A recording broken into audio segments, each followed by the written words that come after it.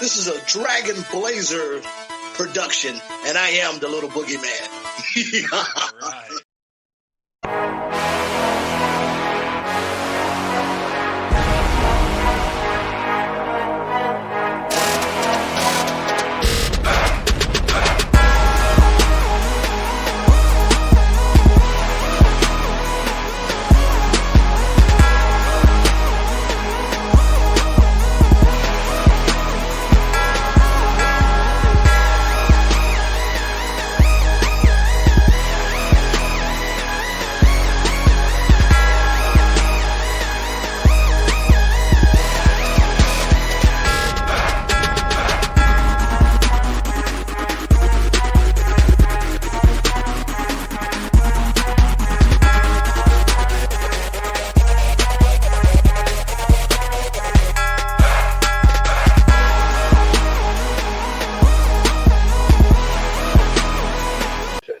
I just did. Well, we're going to restart. Sorry, I'm going to. This is the Boomer and Blaze Show. I am Boomer. And I'm Blaze. And here we are for another week. Back in the saddle again. Maybe not our main event today. Maybe not a pay-per-view we've been looking forward to, even though they don't really show anything. But it's still just knowing. I don't normally do this, and I know we can say whatever we want, but let me go ahead and just throw this out there. There may be some stuff we talk about that's uncomfortable to you. This is the pay-per-view where Owen Hart died. I'm not saying we're going to go into all the details, but we may talk about some things that may make you uncomfortable, so I just want to throw that out there. Because obviously we're going to address that situation when we get to it. So there's a little warning, just in case.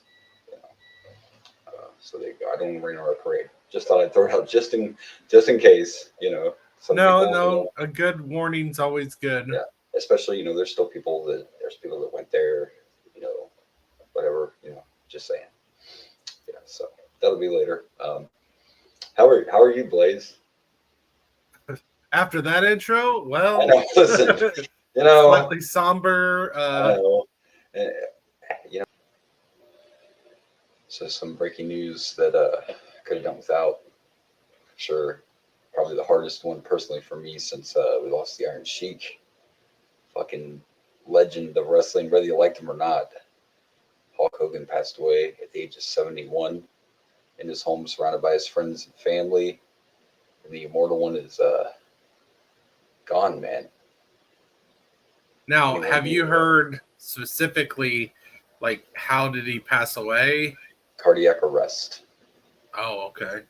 Yeah, they actually called 911, knew that something was going on, and he was actually taken to the hospital, but he didn't make it much longer. They worked on him for 30 minutes.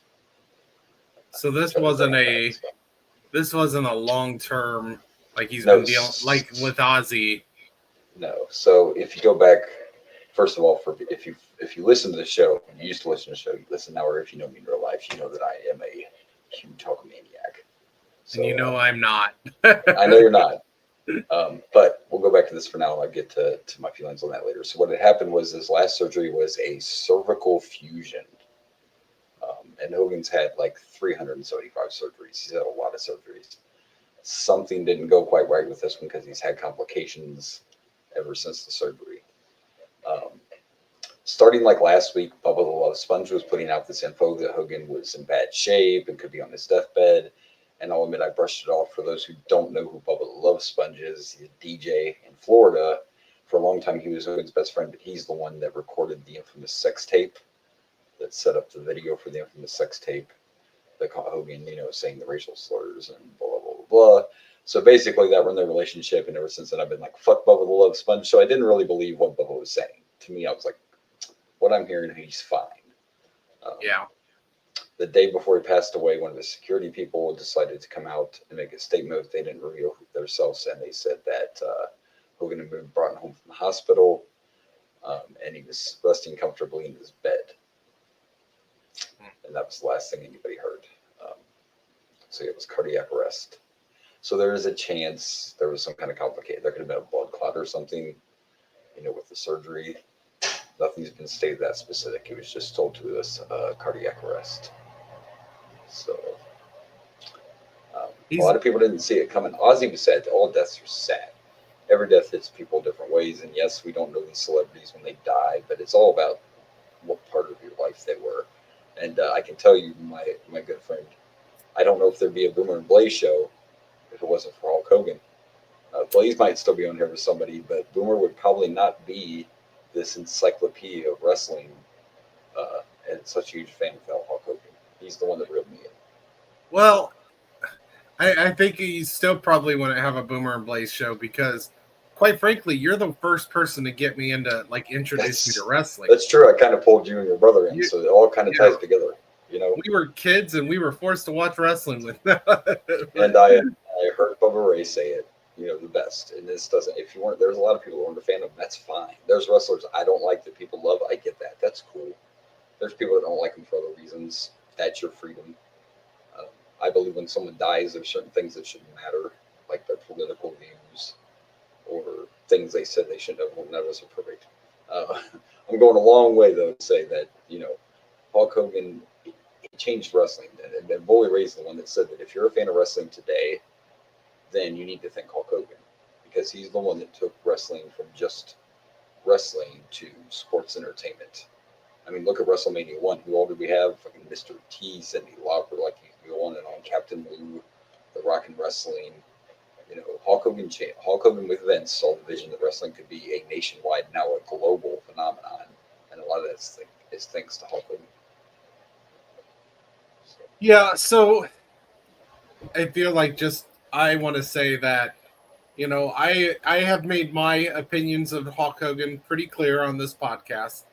However, I do recognize that Hulk Hogan, he brought wrestling to where it was. You know, I didn't like the things he did behind the scenes. You know, he was pretty difficult to work with. He was not great behind the scenes. I don't like some of the things he's done. I will argue that I feel slightly different on death when it comes to certain people. I don't know if I feel like Hulk Hogan's in this, you know, thing, but, you know, Hitler dies. I think it should be celebrated regardless of, you know. Okay, well, that's a whole, that's another extreme, though. It's like there are cases, there are exceptions to the rule. I kind of disagree with, well, you should just ignore all the bad. Well, I don't know if I agree with that. No. But, to me, though, Hitler's a very extreme. Well, I'm just. But like, for example, if Jeff Jarrett died tomorrow, I'm not going to come out and be like, well, fuck it, he got what he deserved because he was an asshole behind the scenes. I'll keep that stuff away for about a week or so, and then I'm going to shit all over him again. But my point is, like, when the person passes, you don't really have to share all that kind of stuff. And unless it's an extreme case, like, you know, Hitler dies or Bin Laden or then something like that. Sure.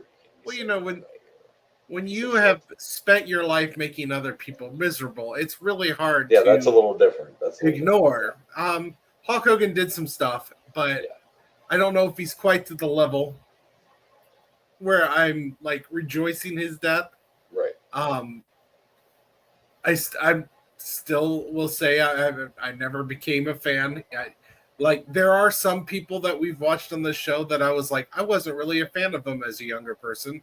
I've come to like and respect them. But Hulk Hogan, on the contrary, probably I didn't like him, and then I didn't like him even more throughout things that I found out about him. So wrestling wise, I think, because you know, we'll get into it later on in our journey here since we started WCW. I think you'll like I'm a Hulkamaniac, you know that. Love Hulk Hogan, and I know he had all the prayers, vitamins. He was the ultimate American, but dude, Hollywood Hogan was better. Hollywood Hogan was, and that's another thing to me. Like, can you name another wrestler who changed the game not once, but twice? Not only changed it twice, but he changed the game once as a top babyface in the WWF, and then changed the game again as the top heel in WCW. No, and that is the one aspect of Hogan's career that I actually do love. I loved NWO. I loved Hollywood Hogan. Yeah, I enjoyed it a lot more. Yeah. I liked him a lot more than I liked him as a face.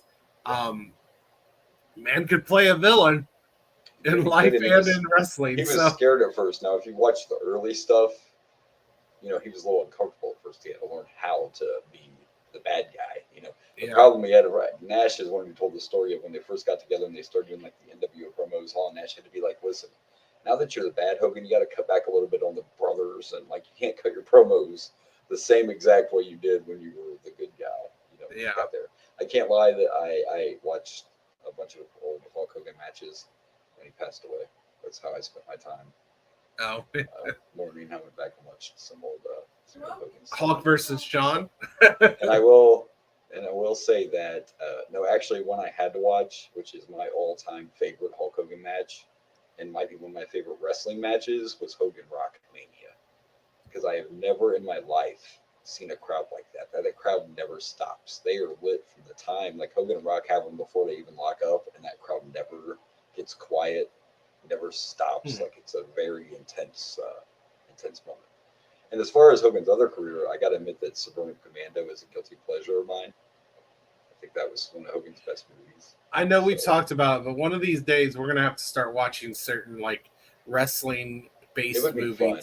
And like Suburban Commando, if you watch it now, you have to remember it's for kids. But if you look at the cast, it's a great movie. You got Christopher Lloyd and Shelley Duvall, for fuck's sakes. The Undertaker's in it. Like, come on, it's a great movie. I didn't realize Undertaker was in it. I've never seen it. It was before he was Undertaker. It was in between the WCW and WWF, just right in between there. Oh, that kind of excites me even more, because one thing I love about this podcast is getting to see these people, icons that we've grown to love, and see them in their early stages. It's kind of cheesy and stuff, but I think if you've never seen it, I think you would actually enjoy Suburban Commando. I'm not saying Hogan's acting is the greatest, but it's just it's a family, targeted film, but the cast makes it. Christopher Lloyd is amazing. You know what I mean? So, I love Christopher Lloyd. Yeah. I will say my favorite Hulk Hogan moment in media is Hulk Hogan showing up at Gremlins 2. I knew you'd say it, and that's okay, because that's also a famous cameo it's a great cameo for Hulk Hogan. But even as we talk about this, if you go all the way back to Rocky 3, and I'm not giving Hogan credit for everything in the fucking world, people. I'm talking about opening doors. That was one of the first major roles for a wrestler in a film, even though it was just, he wasn't in it forever, for a long time, but it opened that door as well, so he did definitely change the game. And I know he only had 5 moves, that's okay, so does Cena. And it's still, I'm sorry, John, but it's still the greatest heel turn. John Cena's heel turn I loved, but it's not changing wrestling like Hogan's did. You know what I mean? And when you watch Hogan's heel turn, you see shit trash getting thrown in the ring and stuff. Like, it's just, led to a lot of good stuff. So, and now Nash is the only one left from the original NWO. Jeez. All right. So, yeah, we wanted to, look behind the scenes. Is that we found this out after we recorded, but we didn't want this episode to come out without us addressing this because it was huge news. I mean, it's all over still. It's still all over. So we had to address it. And of course, I was heartbroken. I was at work when I found out, and it was really hard for me to act like, oh, that's really sad. Darn, I couldn't cry like a big baby. Because it's just. I knew how you felt about Hogan, and I felt like doing a wrestling podcast, this is probably one of the biggest deaths that you could have that would pertain to what we care about, what we're doing. I think as far as wrestling, because we've dealt with quite a few, we've been around a little bit, but this has to be the biggest wrestling death that you and I have. That's what I mean. As a wrestling podcast, there's no bigger death. Like, no, I mean, Stone Cold, sure. The Rock would definitely maybe touch this. But since we've been on the air, this has definitely been the biggest one that we've come across so far. So yeah, this is there's nothing bigger than. And if you haven't seen it, if you watch Ric Flair's interview with TMZ, he totally lost it. Ric Flair completely lost it. So, because for some reason, all these years, people still thought Flair and Hogan hated each other, and that's not true. They've been friends for years. Like, they've been friends a long time. They were enemies back in the day, but they patched that shit up years ago. Like, so yeah, it touched a lot of people, not just wrestlers and not just celebrities, but a lot of people, because this was part of people's childhood. So we're gonna miss you, brother. The Hulkamania will live forever. It will. I mean, It will. And eventually, we're going to get to see what I think would be your favorite Hulk Hogan match, and that would be SummerSlam '06 when Hogan meets Shawn. oh five. Or I believe 05, it's sorry. I believe it's 05. And we get to see the oversell of the century. So, yeah. By the way, too, kind of common now, but Hogan was about 45 years old when the whole NWO thing started. That's crazy to think about, too. It's pretty common now. Back then, it wasn't for wrestlers that old to still be going. Now it's got pretty much everybody on top is 40 years well, old. when he was in his heyday, he was in his 30s, wasn't he? When it really started taking, like in the late 80s, 90s is when he hit his 30s. Yeah, that's when it really started.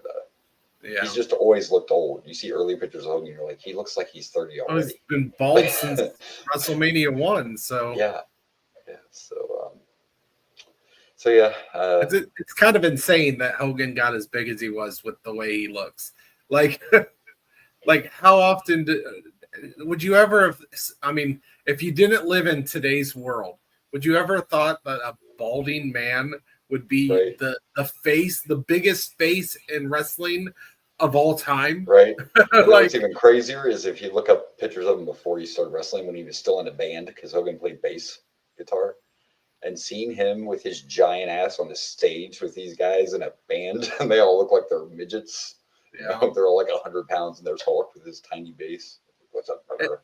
And I want to point out that I'm not just talking about someone who is bald, like Goldberg. No, it's or the whole Stone Cold. He literally had the horseshoe, like he had my the dad, hair, but it was the long horseshoe. It wasn't the short horseshoe. It's not the boomer. It's not the boomer look. It was. That's because Boomer said when it starts going, it's all going, baby. I'm just going bald. I feel you. I just yeah, I'm not doing the just shaved it all off myself, so yeah, I just don't have it quite as silky smooth as yours. Yeah, for sure. So, over there you go. I could talk about Hulk Hogan for hours, but that's not what we came. I imagine throughout the next few weeks, Hulk Hogan will still get brought up quite a bit. I imagine Boomer is going to avoid finding the Iron Sheik ones where he says some choice words about Hulk Hogan. Right. I imagine those will be avoided for the next while. Well, I'll tell you, I'll give you a little sneak peek of next week. I actually found a really sweet Sheik tweet about Hulk Hogan, which I know came from his family and not the Sheik. That's going to be crazy. That's going to be next week's Sheik tweet of the week. Is a little shout out to Hogan. So, all right, yeah, I'm not surprised. I am surprised. Well, once again, rest in peace, Hogan, and thank you for everything you did for wrestling. And our thoughts and prayers go out to the family. And we hope you enjoy the show. There's more sadness coming though. I'm sorry. There's more sadness in this episode. This is all, but this has been a rough week, a rough episode. I don't want to give things away, but people will know by Saturday. So we came back in to do this, and you're going to hear during the episode that we're literally watching a match in the middle of the podcast and have to come back and break the news about Ozzy. That happened in the middle. Theo, Malcolm Jamal before the podcast, and then Ozzy during it, and then Hogan after. Listen, Death. We're not okay. Us kids that grew up in this era, we're not okay. Just slow the fuck down for a minute. Has anybody called Willie? Has anyone called Willie Nelson? Or Morgan Freeman? Or, we need to check on our people. We need to do a wellness check. Make sure everybody's okay. This is a rough episode. It is. And you can hear it. Spoiler alert. It's a rough I feel like you can hear it. I don't know about you, but this episode was exhausting. Like emotionally exhausting. Like we knew we were dealing with Owen, and then Ozzy died during it, and it was a rough episode. It was a little. It was crazy. Yeah. So all right. Well, there you go. Rest in peace, Hulkster.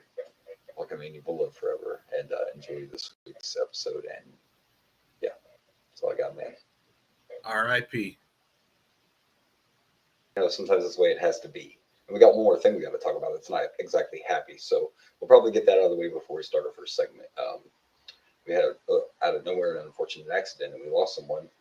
Like I just saw this, I think this morning. I don't know if it happened yesterday or today. Oh. I think I just saw it today. But Malcolm Jamal Warner. Oh yeah, I saw that last night. Okay, so it was yesterday. Best known obviously for the Cosby Show. Yeah. Yeah, I saw that last night. So I heard about that. You have that. Oh, I'm sorry. I was. Yeah, Yeah, he was only 54, and Jeez. went in a way that I wouldn't want to go. I think it's one of the worst ways to go. He drowned, unfortunately, in Ooh. Costa Rica. On vacation, if I read On right. vacation. Yeah, I did hear that. Yeah. Not that's one of my fears, man. I'm just, you know, uh, just in general. I don't know how it came up the other day. Somebody was talking about something with the ocean involved, and I'm good. I'm good. I'm good with the ocean. Not just because of drowning. I don't know what's down there. Like, I'm good. I stay away. And it sucks it was on vacation too. And he's not that old. 54 is not that old. No, I don't know. I should be more like I would be more afraid of drowning, but I'm actually a decent swimmer, so it should because drowning does seem like one of the worst ways to go. But I'm not because I can. I mean, if it happened, it would suck. But I'm pretty comfortable in the water. Heck, I'm more comfortable in the water than I am walking around, especially Sorry. these days. That was my So, fault. I took that down early. I apologize. That was me. I'm still. yo, you're fine. You're fine. You're the expert. It's I okay, just, but I'm used. obviously, I was trying to. I didn't realize you had a graphic already since I thought we were going to do the bullshit intro before we started that. sorry. No, I thought But we'd you do know that what? first. It probably People is better we get those out of the way before the bullshit intro. So obviously, he was best known for Theo. Um, I watched a lot of the Cosby Show when I was a kid. I don't watch it now. But, I've seen I him in watched other it. things, but I can't Yeah, think oh of yeah, what. I can't off the top of my head either. I'm a horrible host sometimes, but there was so much to talk about today. Um, but yeah, so that's sad to hear. Our thoughts and prayers go out to the family. And oh, by the way, this is a side note, but you know how this goes, right? Like, look, we're I guess technically, what do we call ourselves? Digital creators, whatever. We use TikTok. We're podcasters. We're podcasters is what we are, and that's fine. And everybody has a right to be a creative person and whatever. But these people putting out videos trying to show these conspiracies about how this wasn't an accident and shit, just cut that out. Cut that out. This man has a family. I don't know why we think, it's been this way in this society forever. We think because we're stars, we can just do whatever. This kid I saw that posted the video was probably 20. Like, go get a job and just stop. Don't put out stuff like that when a guy just passed away. He's still a human. He's got a family. Like, come on. I'm just saying. That was just but the internet's gonna internet. I don't know what to say. Come on. At least wait a week. That's all I'm saying. 2. Yeah. Don't do it right away. That's all I'm saying. Maybe that's I'm not saying you're wrong. I'm not saying you're wrong. Just give it a little bit of time. Just too soon. Too soon. Like, I agree with your sentiment. I'm just saying, unfortunately, it's not the way it works. I know that is the internet. It's sad but true. It is. It's sad but true. It's sad but true. I'm no Metallica. Maybe not the best time. Take your own advice. I am wait a week. Too soon. Yeah, I know I'm not the heel, but sometimes my timing is bad, and then I look like one. Yes, I'm aware of that. I think you just forget what we're talking about for a second. Sometimes I got a sick sense of humor. So do I. So do I. And that's what happens. Like, when we were getting ready to come back, I went back and listened to the archives, and sometimes I'm like, damn, did I say, thank God it's a podcast. You know what I'm saying? Like, oof, did I say that? Maybe that's why I like Seinfeld so much, because if you watch that show, and they were horrible people. They really were. At the end of the day, they were. And I'm not a horrible person, but I do say some horrible shit. Most of the time, I don't mean it. I'm just a shit talker. I just have natural shit talking. My Seinfeld is It's Always Sunny in Philadelphia. So same thing. Yes, that's a great example. That's a modern, better version too. By the way, I love that. And it's true, they are horrible people. Same kind of thing. Absolutely. My sense of humor is just fucked up sometimes. And, hey, bad time makes good comedy. It's comedy. It's okay. All right, well, we got that out of the way. Let's have some fun. Let's bullshit a little. How about that?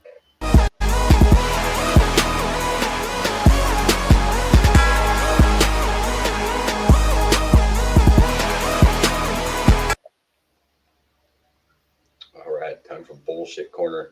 And let me see, I'm trying to be professional here. I'm trying to do things like, I got my computer, but I got my laptop here. I had to fire the assistant. I got my notes.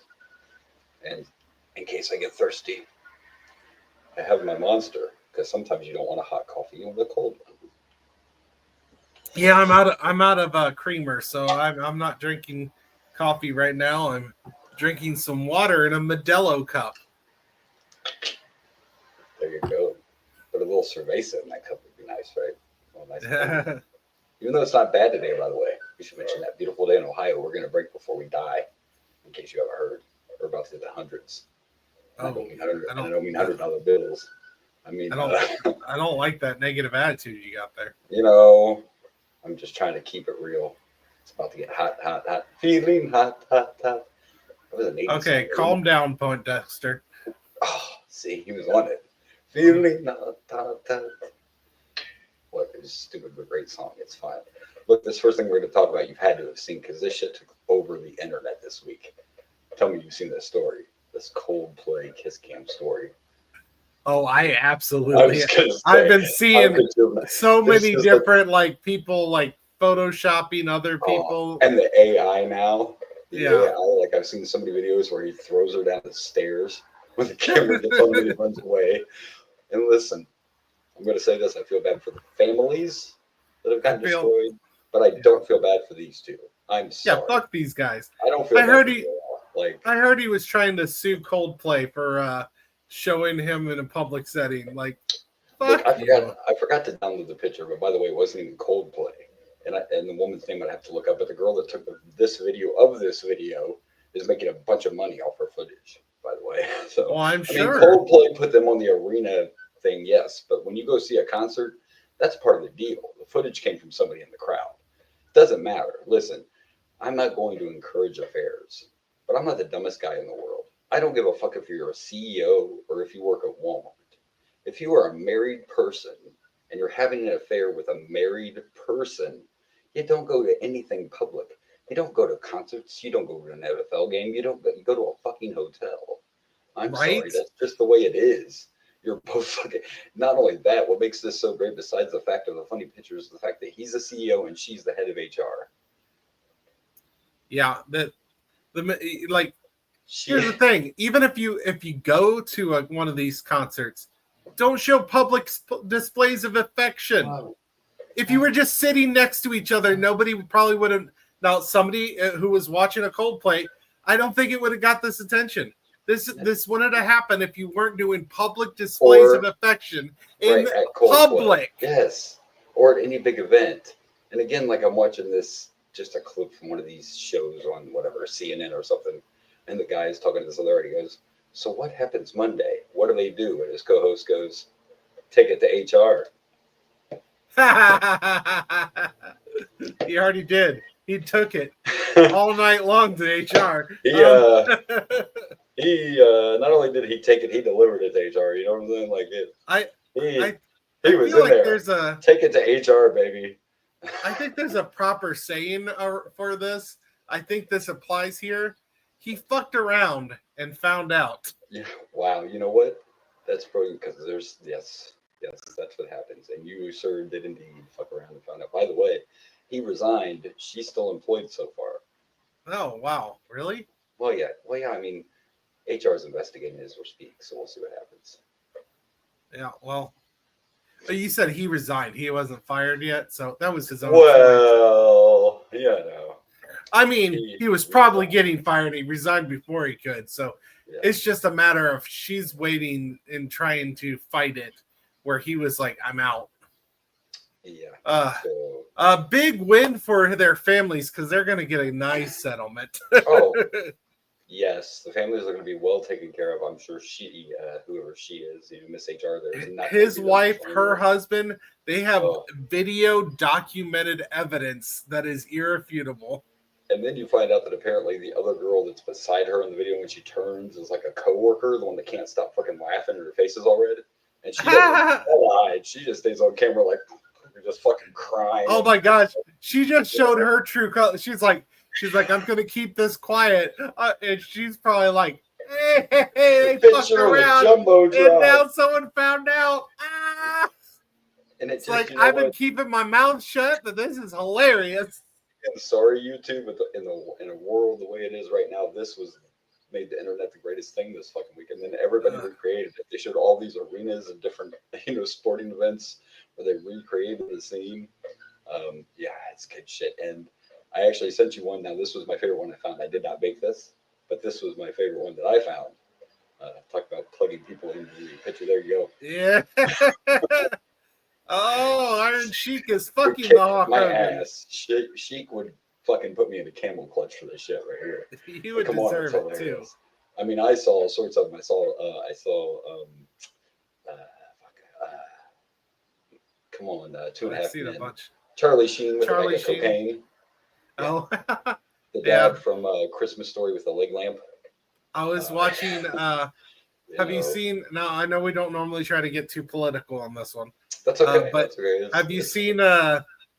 So I'm sure you've heard the story about Stephen Colbert, right? Yes, I They're did. They're canceling his show. Well, he made a on his show because he's still on there. He invited. I almost made a graphic for, but go ahead. Yeah. Go ahead. He invited Weird Al and Lin-Manuel Miranda to the show to sing. And they're like, we're going to sing Coldplay. He's like, oh, did you make a parody for Coldplay? And Weird Al was like, yeah, no, I can't think of anything funnier than just Coldplay. So, digs from Weird Al Yankovic. And so they're playing this Coldplay song. And they're just showing people. This is beautiful, by the way. I loved it. They had pretty much every late night host you can think of in that crowd. They had Jon Stewart. They had Jimmy Fallon. They had Seth Meyers. They had almost pretty much all the popular late night hosts were all in solidarity for Stephen Colbert. And I thought that was beautiful. I thought that was great. But then they had Donald Trump, a cartoon of Donald Trump hugging Paramount Plus. Yeah. Because we all know, I'm pretty sure Stephen Colbert is one of the most popular ones out there right now. And somehow he's being fired for or canceled for financial decisions. Yeah. Look, I'm not trying to get too far into it, but the only way, and listen, you already know me, right? I am Mr. I don't believe fucking anything on the surface. Mr. Conspiracy here. I wish I had time to do another podcast. You should see some of the shit I found about 9/11. But anyway, their story about this financial, like everything they said could be true, but the only way any of this bullshit's true is if we see other shows get canceled, because what they're trying to use is, well, in this era now, people aren't watching television as much, which I can buy. Which is probably true. Which is probably true. Okay, so, and people now, instead of watching the whole show, they just go on Facebook, YouTube, TikTok, and they just watch the clips they want to see. But I feel like those views also get you. Could also be true. I'm not trying to cut you off. Could also be true. But the only way that you can convince America that that's the reason, other than how long have they been out for Colbert anyway? I mean, like I said, I don't want to go too deep, but how long have they been after him anyway? Yeah, maybe. You know, so if you want to prove it, if that's really the case, then we should see other networks canceling late night television. If that's really the case. And I know there's also, he's not Jimmy Kimmel, but he's fucking entertaining. He's very popular. Well, there's also I meant the Jimmy fact Fallon, by the way, not Jimmy Kimmel. He's better. Oh, I meant he's not Jimmy Fallon. My bad. So there's also the reason why people are suggesting this conspiracy is because apparently Paramount Plus just paid was sued for whatever by the Trump administration, so they think it's more that they're trying to appease, avoid getting in trouble again, I guess. So that's why those conspiracies are going on. But anyways, we'll stop talking the politics. Yeah, my bad. It's not your fault. I brought it up. I almost brought that up too. But yeah, so we'll see what happens there. I just love that Stephen Colbert video. It was funny. Yeah, it was good shit for sure, and he'll be fine. And I love Weird Al, so I had to talk about Weird Al. What Weird Al do? I've been seeing so many videos of him on tour, like at his concerts. It would be so amazing to see. But everybody's too expensive. That's not a show, Weird Al. Concerts are just so expensive now. Concerts for anything outside of your house is really expensive. Where's that hush money? Yeah, we could use it. I love you, Weird Al. Nothing personal. I would love to see him again. I've seen him twice in the 90s Just during like his bad hair day tour. So just like when we were so stoked SummerSlam was in Cleveland, and then when I looked at tickets, I'm like, the only ones I could afford were I don't want to be way up there looking at ants just to say I was at SummerSlam. Because I'm sorry, but we were muted in the archives. I was at a SummerSlam, even though it was years ago, real close. So if I'm going to go, I'm not saying I need to be ringside, but I'm not going to pay a couple $100 to be up there and get a nosebleed and have bird shit on my head. You know, I'm just saying. I mean, it probably was cheaper, but you were also probably younger and didn't give a crap about money as much. I didn't, and to this day, I don't know why I didn't get ringside. I could have. I had that option. Even back then, I was fucking cheap, like no bells and stuff. I'm like, yeah, I don't know, man. Ringside's a little, maybe I should just go back here. Like, I literally could have got ringside seats. I don't know why I didn't. I think I bought more than just for me. That's why my sister and her boyfriend went, and my best friend, and I don't think they might have bought their tickets, and maybe I bought his, and that's why I didn't do it. I don't know. To this day, I can't remember what the fuck. Mistakes were made. Mistakes are made. All right, so the next one. This is some good shit, okay? Listen, I believe in a lot of stuff. I think anything's possible. Now, I'm not a fan of the Hollywood movies about Annabelle and all that, and the Warrens, but I'm a fan of the real shit. Oh, I know what you're about to talk about. Yeah, I'm a fan of the real shit, though. That's what the next graphic is talking about, how Dan Riviera passed away suddenly on this tour with Annabelle, the real Annabelle. And listen, even believe or not believe or whatever, you know, this fucking Raggedy Ann doll could be from the 1980s. We don't fucking know, but all I know is I've read enough that I'm not gonna fuck with it. I'm not gonna fuck with it. I'm not playing Russian roulette with this about is it real or not. Let's find out. Not gonna do it. Common sense. Don't care. There were 2 rules the Warrens had about this: do not open, do not move. They broke them both. Like, oh, he opened it. He opened the door. You don't know this whole story, okay? Oh, so I just heard that he died. I didn't hear what happened. Let's go back. So they decide that they want to take Annabelle on the road. There's the first great idea. We're going to travel with Annabelle. So Dan, under the guidance of whoever runs the Warren Museum now, they build a replica, an exact replica of the original case that Annabelle's in, except it's bigger because it's made to travel. So they not only did they open it, they put her in a different case that they assume they made the right way. Did they have a priest bless it? Because that's what the Warrens also did. This is what's interesting, and I saw the video, and you can look this up. So before they moved her, and they already had her in the case they had made, and they were getting ready to put her back in the original one because the case they made needed repaired. These are all great signs. I'm trying to be quick with this too. I'm trying to make it short. So you watch this video, and he goes through the ritual. He reads the ritual. The guy that runs the Warren Museum. He uses holy water and puts it all over Dan's hands. And then Dan also puts on this pair of gloves because they said to never let the doll touch your skin. So he opens up, let me put this down. So he opens up the case that they had made, and he grabs Annabelle and he swings her over and he sets her up in the original case, and he keeps fucking with her. And the guy that read the ritual and all that is like, what are you doing? Close the door, close the door, close the door. And Dan's like, I need to fix her head.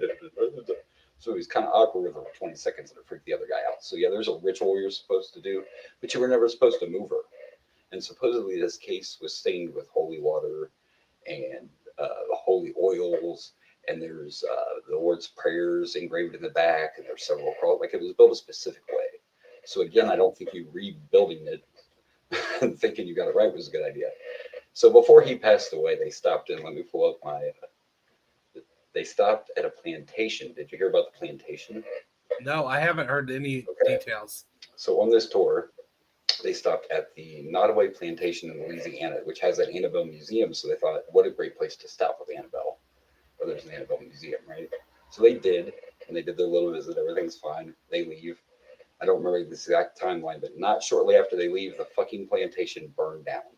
A plantation that's been around since 1862 burns down after Annabelle visited, and they say it was electrical.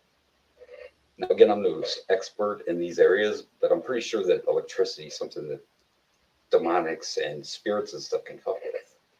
I'm just saying. It's just kind of crazy. If there was not anything that's going to make you believe. Yeah. No, and I wonder. And to top it off, this rumor came about that Annabelle was missing because apparently at some point someone saw the case. She wasn't in the case while they were at the plantation. So they're good if you took the fucking doll out again. First of all, it's a bad idea to even take it on the road. Why are you doing that? So after the plantation incident, I forget the next town they were in, but the night after they did that stop at the hotel, he passed away. Suddenly passed away. But Annabelle is not missing. That part of the rumor is not true, but they're just continuing this tour like everything's fine. Of course, the police in Louisiana said the doll had nothing, they're like, come on, guys, the doll had nothing to do with it. I just think that's a little too much coincidence. There's a lot of coincidence there. And again, it's been there since 1862. People have wanted to burn it down because it was a slave plantation back in the day, so people didn't like it. But all of a sudden, now it burned down. Now, there's people that were like, oh, I'd love to burn that fucking place down. Fuck that place. Even though they turned it into I think it was a resort or a hotel or something now. But anyway, yeah, that happened. And then he passed away. So, there you go. Wow. I did not know the whole story. I just heard the fact he died. Yeah, the movies aren't my thing, but I'm actually into the Warrens and this Annabelle shit like the real life. Oh, I've been watching the movies because my sister wants to see the new one coming out. It's enough I wouldn't fuck with it. Also, I didn't send it to you. I have it somewhere on my phone, but somebody was at, and I know Photoshop and all that's a thing today, but someone was at the plantation when Annabelle was there, and they took a photo, and then they posted it, and they zoomed in, and there's a reflection in the glass beside Annabelle, and it doesn't really look like it's human. Huh. Yeah, pretty interesting. I'll have to look that up. So, you have to wonder, and now he's dead, so I'm sure he's not thinking much, but if you're going to die, if you are a haunted tour host, and you die in mysterious circumstances after messing with a doll, isn't that the way you want to go? Yeah, so by the way, for people that aren't, and I'm not necessarily, anyway, he's actually, he's a ghost, he's a professional, this is what he does. He's a supernatural expert, so yes, it'd be like it'd be like Supernatural. This is what he did. Not saying the man wanted to die, but he had a family and stuff. No, I'm sure he didn't want to die, and I'm not trying to make fun of him. No, I'm just saying. I'm agreeing to your point that it's not like he was doing this for the money. Like, he was into this shit. He believes this stuff. He knew it wasn't a good idea to move the doll, but I'm sure he thought with the ritual and the gloves and everything that it was safe. But to me, that's two coincidences, too many right there. I mean, if I die by this seems to prove my point that this is all real. Yeah. If you're going to go, that's the way to go, I think, if that's what you're doing. And I would have to look it up, but I do believe there was one time, like someone, and I'm sure I have it more than once, but I think there was one documented time that wherever the doll was, someone tried to open the case. And of course, they stopped them from completely getting the doll out. Then something happened to him because they had touched Annabelle when they opened the case. So, I mean, if I die while podcasting, feel free to exploit me for that hush money. So there you go. But she's not missing, folks. But if anything else happens, we will talk about it on the pod. No more reports of anything yet. But yeah, just don't fuck with stuff like that. Like, just don't look. Yeah. I fucked with a real Ouija board back in the day, and I'm not talking about the one that you can buy at Target. Like, there are real ones. Wasn't a fan. I didn't fuck with it too long. All I knew is I wasn't moving it, and I don't know who was. Maybe my friends were, maybe they weren't. But it didn't take long for me to be like, no, I'm good. That doesn't seem right. I'm going to go ahead and on out of here. I'm good. The Boomer and Blaze show officially says, don't fuck Annabelle. I mean, with Annabelle. No. With Annabelle, my bad. Don't test that. All right, so I thought for our next little segment, let's just tell everybody right now, and I'm sure you and I agree, no spoilers here. And we've already discussed this, but we're going to talk about Superman again a little bit because we both got to see it. I'm going to spoil one thing. He fucking saved a squirrel. I loved it. He did. I loved it. That simple statement you just made describes the whole theme of this that some people I see are hating on. This was a Superman movie. That's the thing I loved about it, though. The opening scene made me feel like a fucking kid, like right away. Yeah. I loved it. I fucking loved this movie. I love this guy as Superman. This movie was great. So the things people are complaining about don't bother me. Like, I don't care that we didn't need an origin story again. We all know Superman's origins. I'm okay with let's jump in. Superman's been here. Let's just dive in and see what's going on. I was okay with that. Oh, I loved the whole movie. I loved like when I was seeing trailers, I was excited. I was hyped up from the trailers. The one thing from the trailer that I was like, I don't know if it's necessary. That was the kaiju fight. The giant monster. It looks, I mean, the one thing that looks super CGI and it looks out of place is that giant monster. However, after watching the movie, that was like one of my favorite scenes because that scene showed the Superman that I've been. It's just like with Batman. Most movies, and the reason I love the Batman, most movies seem to forget that Batman is an expert detective. They're more focused on punchy, punchy, punchy. Don't get me wrong, I like punchy, punchy, punchy, but it takes away one of the core elements. The core elements of Batman is he's super smart. He has prep time and he can take care of almost any problem because of his detective skills, because of his intelligence. And a lot of the movies, I mean, I still love Batman movies. Don't get me wrong. Even Batman and Robin is entertaining in its own way. It is. I don't really dislike any Batman movie. However, not one of them till the Batman truly got it right that this man is a detective. This man is intelligent. But the same issue I have with most Superman movies. Now, I don't remember the original ones with Christopher Reeves that well, so I can't really judge on that. I used to watch them as a kid, and that's part of what I like. James Gunn made nods to the original movie. There was a nod to Smallville in there, which was the way that Lex's building was named. Yeah. Yeah, that was from Smallville. It's saying Luthor Corps. In the movies, it was Lex Luthor. It always said Lex Luthor Corps or Lex Luthor on top of the buildings. But I always remember it as LexCorp. LexCorp, yeah. But they changed it to Luthor Corp, and that's from Smallville. Oh, okay. Corrected me. But no, during that kaiju fight, we saw Superman the way that I see him in the comics. Yeah. And that is, he is trying to minimize damage. He's trying to make sure all life is precious. That's why I get excited that he saved a fucking squirrel. Exactly. And by the way, this goes back to why corset, is it corset or corset? Corn sweat. Corn sweat. Say truth to his name. I'm trying to. That man was an amazing Superman. He wanted the trunks because he was making the point that Superman wore all this shit to look like a hero, so kids wouldn't be scared of him. He didn't want kids. We talked about terrified. This before, but he's a fucking alien. But he didn't need any of this, and we discussed this on our previous episode. He could be in a wife beater and shorts and do what he does. He doesn't need the cape. He doesn't need the outfit. It's to make people like him and not be afraid of him. That is the whole point. And the fact he saved it like a squirrel. That's Superman. Superman had feelings. This is the Superman we need. He was upset. He was upset with the Justice Gang for constantly attacking him and having it hit collateral damage. Like he cared about collateral damage. Unlike Man of Steel, where he literally rams Zod through multiple buildings, not giving a shit about the people in there. Yes, there was destruction in this movie. That's fine. If the enemy is doing destruction, that is an enemy thing. Yeah. But as Superman, he purposely does his best to keep people alive, to keep animals alive. If you are life, he has care for you. Yeah. And he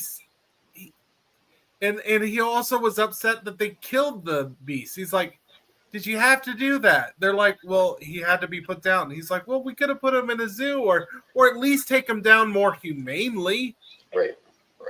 I mean, I loved that. I loved that these are the good guys and they're doing what they feel is necessary. And Superman is like, no, we got to do this the right way. And I love that. That is the Superman. This movie made me so excited for the James Gunn universe.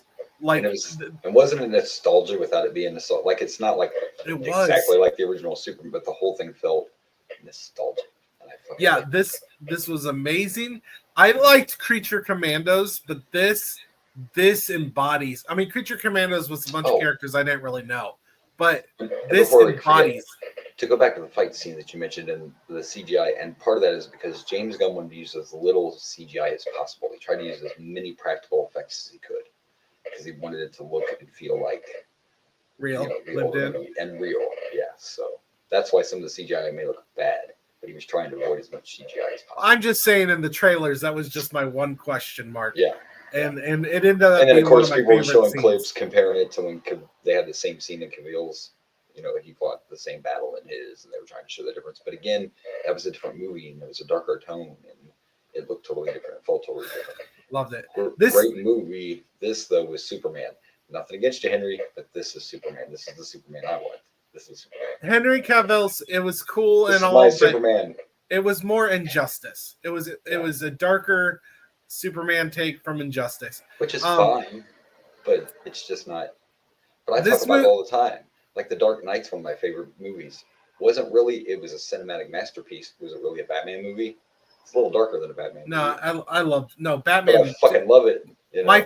My favorite Batman is from the 80s when he is really dark and brooding. So that's Michael Keaton. Yeah. No. I'm talking about comics. In the comics, the comics. Yeah. That's when they really emphasize that Joker is dark. He's messed up. Yeah. That Dark Knight was perfect 80s comics Batman. Fucking cinema classic. But Superman was so good that it makes me worried about Fantastic Four, and I was really excited about Fantastic Four. And also to bring it in with our podcast, John Cena was in this movie. Shit, that's kind of spoiler. It's not a major spoiler. No, because it's actually Peacemaker. It's just a little cameo. That clip has been on all over the place before the movie was even in the theaters. I've already seen that clip before I even saw the movie. So yes, I love this. I will be going back to the theaters because I have to go see Fantastic Four in the theater. I'm going to watch it, but I'm like, how is it going to compare to the Superman? Like the Superman was great. Like this on the big screen. Yeah. I think I was a weird kid because my original hero love before the Michael Keaton movie, my original superhero love was the Fantastic Four. That was like my first comic book exposure. I don't know how. So they were like my original heroes. For me, it was always Batman and Spider-Man. So I'm a basic bitch. Once Keaton came out, then I was all about Batman. Then I had to start digging into the comics and everything. But yeah, my original exposure to a hero, my first superheroes were Fantastic Four. For me, it was Batman and the comics that I loved. I'm waiting. And now that we're actually getting Galactus for real, I got to go see that shit on the big screen. I'm excited for it. I'm just worried that this movie was so good that it's going to make that one lackluster. And I was excited about that one. So, all right, we should probably move on. Yeah, we're going to move on to some more. Let's not totally call this sad. It kind of is, but Buff's looking at this as a good thing. I didn't know he had such serious health issues, but Buff Bagwell had a leg amputated a few days ago, and I feel okay. Wrong picture. Go back one. I thought I thought we were doing it in order. I'm sorry, I numbered him wrong. My bad. Yeah, I numbered that one wrong. We're good. But there we go. Now Buff posted this himself. That's why I have no issue sharing this. He puts this on his Twitter. He's being very positive. I believe it was back in 2020. He had his car wreck. He was in a car wreck several years back. It might have been even longer ago than that. But and after he got in the wreck, he had a lot of problems. He ended up having 21 surgeries, which led to alcoholism because he was trying to recover from drugs. So he thought, hey, alcohol is better than drugs, right? But it got so bad where he was like taking the little bottles with him. So like when he was driving, they were just going somewhere, he would have some. So anyway, all he keeps saying, and I don't want to speculate anything, he just keeps saying this was from health issues he could not get over, and they've been trying to save the league for years. But getting it taken was a good thing, and he's just going to recover and keep going. So I don't know exactly. All he said was health issues. So, I'm going to be respectful and we'll just go with that for now. All right. I mean, he's obviously, he's obviously admitted he believes it's related to his alcohol and his drug problems and this car wreck that he was in. So, but at least he's in good spirits. He seems to be happy about it, like he made the right decision. So that's a good thing. Buff's been doing really well. He's another one of those guys. He went to work with DDP. So DDP's been helping Buff for several months now. And DDP's pretty much everybody's been successful. I can't think of nobody that hasn't been successful working with DDP. So So yeah, get well soon, buff. You can still be the stuff. You don't gotta have 2 legs. It's fine. You can still be buff, daddy. It's all good. I mean, it is. That would be a hard decision to make. But if you knew it was going to help you health wise, yeah. But It sucks, but it is what it I is. would not want to have to make that decision though. But I mean, I can see saying, you know what, it's fine. I have 2. I joke about that all the time. If you have 2 of anything, it's fine. You cut a finger off, you have 9 more. It's okay. Again, I'm morbid. I don't know what to tell you.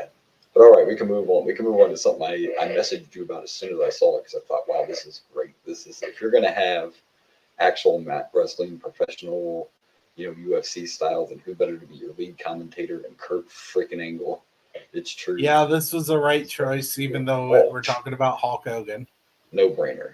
No brainer. The right choice for this. Well, again, I know how you feel, but I really don't. I mean, I know Hulk Hogan's past and all that. He may appear on the premiere or something, but I don't see Hogan being heavily. This is just his company. I don't think he's going to make himself on TV a lot. I don't see that happening. I think that still makes me not like him. Yeah. Like it. But anyway, this is a genius choice. There is also, and forgive me because I forgot to write it down, but there's also a former UFC wrestler or fighter that has been signed to do commentary as well. But Kurt Angle is, come on, who else would you want to be your commentator for this? An Olympic gold medalist. He won the gold medal with a broken freaking neck. No, this was the right move. This is a good choice. 100%. And then I read today, by the way, which I thought was a little weird. I read Fox Nation got the TV rights for a Real American Freestyle. I thought Fox Nation was a news channel, but I guess I'm wrong. I don't really watch it. I mean, it's a subsidiary of Fox, so. Yeah, I mean, it's part of Fox. I just thought it was interesting that, excuse me, that's going to be on Fox Nation. But that's what it's going to be on, folks, if you want to catch it. The first show's in Cleveland, Ohio. Once again, we're bringing up a little bit of politics, but he is a big conservative, and Fox is really a conservative network. So it fits. Yeah. It'll be interesting again to see, I don't know if I'm going to enjoy it or not, but I will. If I don't have access, I'll find a way to watch it, so we can definitely talk about it when it happens. Before you throw this next picture up real quick, I got to ask you, because this made me laugh so hard, because the internet wrestling fans got this one wrong. Did you see the picture of Edge's new shirt that he wore on TV? No, I haven't. You haven't seen this thing at all? Anything about this? Okay, so all I want you to do is pull this picture up and just tell me your first reaction to this shirt. All right. Rated R Legend. Oh, wait, Legend? You spelled legend wrong. Okay, now. Okay, wait, what? I'm not gonna laugh at you because that's what the majority of people thought. Okay, and I'm not saying I'm a genius, but they actually didn't misspell legend. Tony Khan found a way to make an Edge shirt without getting in trouble. Oh! Fucking genius. Real man of genius. I assumed there was something with it because... Yes, but just like you, immediately all the internet started making fun of AEW and Tony Khan. So I pulled it up and I looked for a minute and then I looked it up and legit, this is not a mistake. This is not a misspelling. They fucking made an Edge shirt they can't get in trouble for. It's fucking brilliant. I thought it would be highly unlikely that such a prominent shirt would show up. Right, this is genius. Yeah, it is. I'm not a trademark lawyer, but I'm pretty sure WWE can't complain about this. This does not say Edge. This does not say Edge. This says Legend. This is good shit. I might want one of these. I mean, that is a cool shirt. And I don't blame you. It's a cool shirt. My first initial reaction too was, oh, they misspelled it, and it blew up on the internet. They misspelled it, and then I looked it up, and as soon as I read it, I'm like, that's fucking brilliant. You made an Edge shirt with making. That's good. Wow.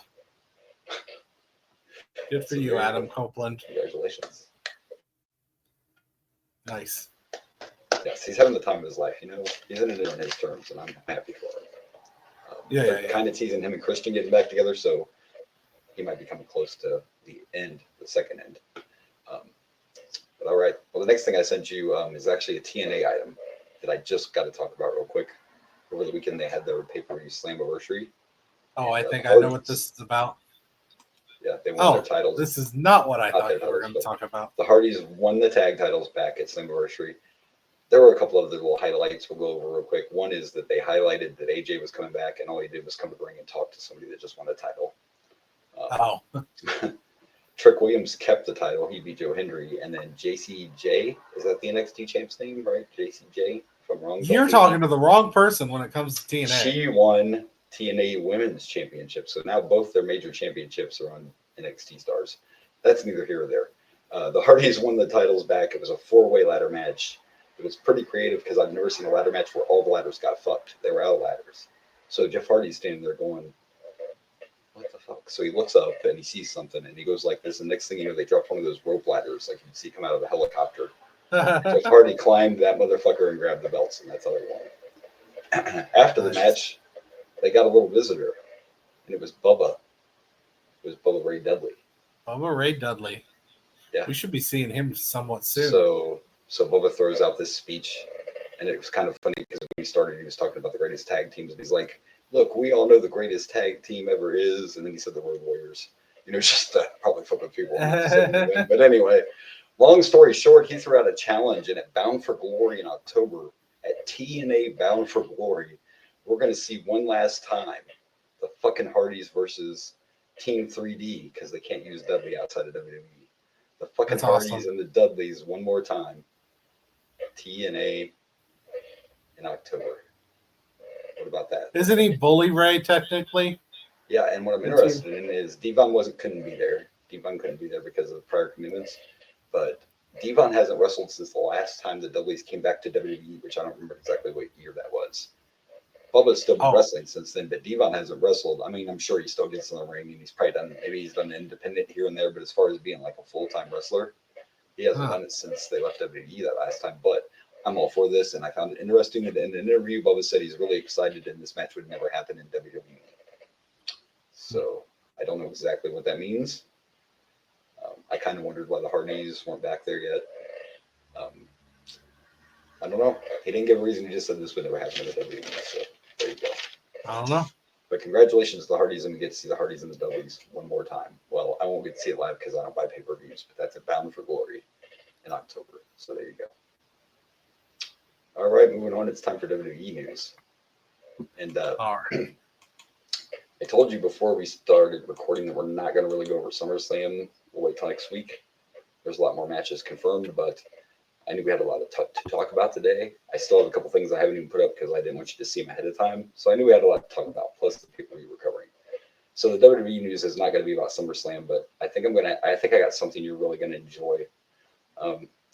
Blaze, my co-host, if you remember, I have a Mount Rushmore of wrestlers that I hate. I do remember. Yeah. Now, I don't know if you remember who was on that Mount Rushmore of hate. Who was on that Mount Rushmore of hate? Well, it was Jim Cornette, Jeff Jarrett, Vince McMahon, and CM Punk. But as we all know, if you listen to the show and due to recent events, well, as a matter of fact, it's right there. That's my old Mount Rushmore of hate right there. Obviously, we need to take Punk off of there. Oh, my friend, no problem. I have something for you that I think you're going to love. Okay. There you go. Let's throw up my new Mount Rushmore of hate. It's a proper, Goldberg. Last week, I complimented Bill Goldberg. Kind of defended him, didn't I? Didn't I kind of defend him? A little bit of defense. It's not like a 5-star match, but man, him and Gunther, like they did it. Yeah, it was a week ago. Well, that can happen in a week, can it? Indeed. Yeah. Fuck you, Goldberg. How about that? Fuck you, Goldberg, you whiny little bitch.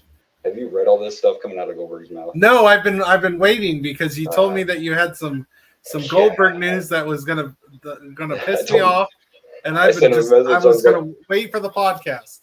Fucking sent him a message. I was like, Goldberg's about to get that Jeff Jarrett heat. That's what's about to happen to this motherfucker. So he's whining. He's like, Goldberg's like, I put a lot into that last match, and I just don't feel like they put in the same effort I did. I don't know. I was a WCW guy, man. The fuck? Dude, did you watch it yet? Did you watch that match yet? No, I haven't. Like, what are we even fucking talking about? I don't even know. Look, okay, so first of all, he's mad because it got cut off at the end. That wasn't WWE's fault. Maybe it was their fault if they let a match run too long, but as far as who cut him off, that was NBC. That wasn't WWE.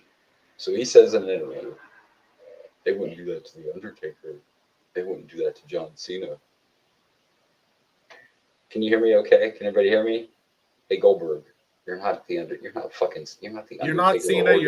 You're not Hulk Hogan. You're not fucking Sting. You're not Ric Flair. Like, dude, you would only be in the top 10 because you were in the right place at the right time and you helped WCW when they needed. Every one of your matches was a fucking squash match.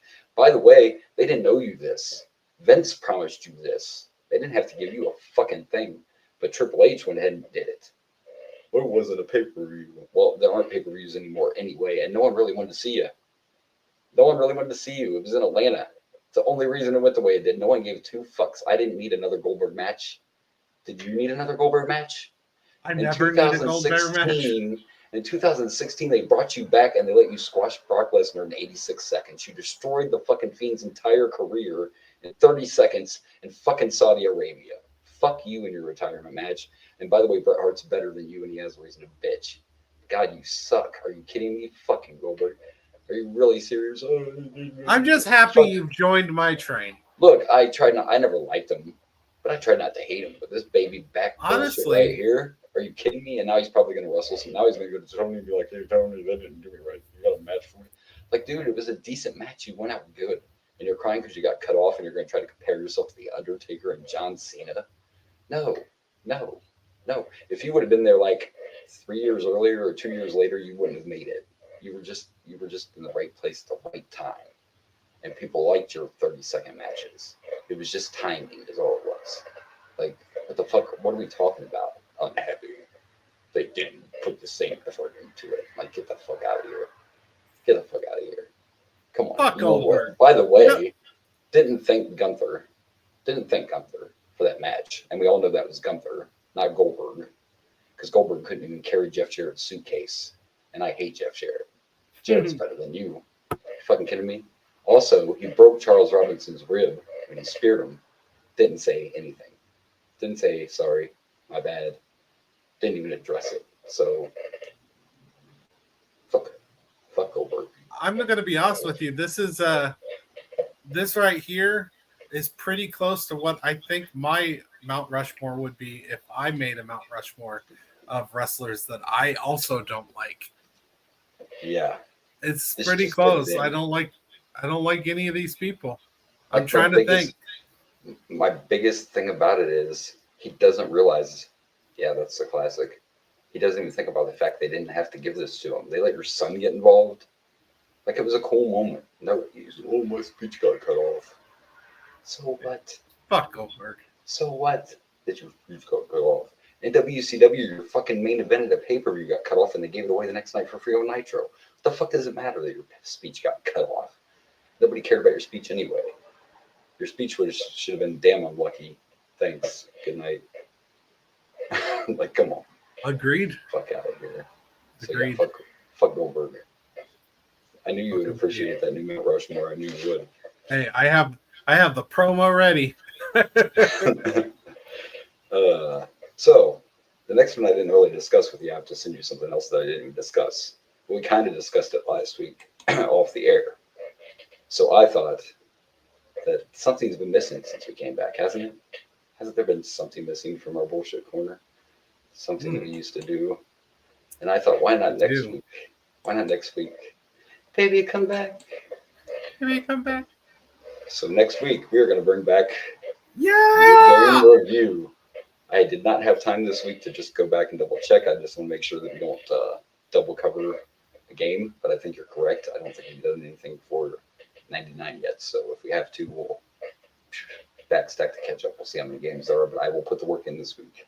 And next week, we'll bring back video game review.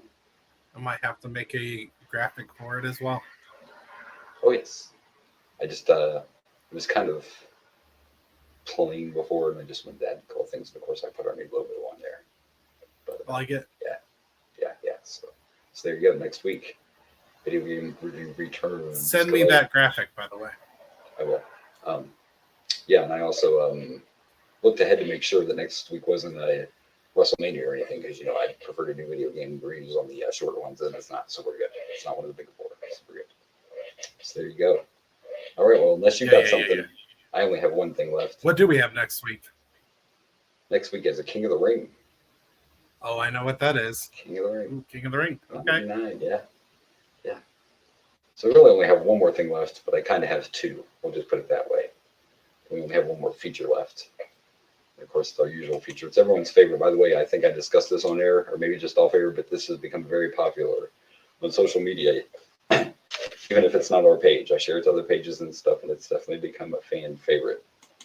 It is time for the Chic Tweet of the Week. Chic tweet. That's right. And this one, he's like, I was getting excited. Sorry, I'm sorry. This week's tweet is short and simple, but it looks like the Sheik wants something to happen here. He says, legalize suplexing jabronis. I mean, I could back that. Could you imagine legalize suplexing? Could you imagine just walking down the street? I didn't know it was illegal. I don't like that jabroni. I'm just going to suplex you right now. Could you imagine doing that? Well, look, I can't imagine it. I've been a wrestling fan in a long time. I can definitely imagine it. I'm going to guess it's illegal. I'm going to guess it's assault if you just walk down the street and suplex somebody. Well, like, you're my co-host, and I don't want to, downgrade your knowledge or anything, but I'm pretty sure probably illegal, yeah. It's probably not shined upon. There's worse things. Imagine DDTing someone. Right. Have you ever seen the video of these two guys that, I don't know how they pull it off, but they always wrestle in Walmart? And they're giving each other swanton bombs and stuff in Walmart? I don't know how they pull it off. I don't know if they work there, or Walmart's just we don't care. Go ahead and use our tables and do swantons. Yeah, it's crazy. That's a whole other thing. But anyway, they think it's okay to suplex in public, right? Indeed. In Walmart, and use whatever's there to your advantage. So there you go. These low prices. This nice prices, man. Right here. All right. Have you ever seen the? Sorry to go on a tangent here. Have you ever seen the episode of South Park, Something Walmart Comes This Way? Yes. I can't avoid these low prices. These low prices. Oh, go without me, Stan. You gotta love it. Have you seen the trailer? They're teasing the new season of South Park. The trailer doesn't really show you much. Oh, I'm excited. Tease. Obviously excited. That's coming soon. Yeah. So they're going to let tease out. All right. Well, I have one more thing to share that we're going to use before we start our main event. We already gave our warning at the beginning, and even though they're not going to acknowledge this, by the way, I haven't watched this pay-per-view since I watched it live.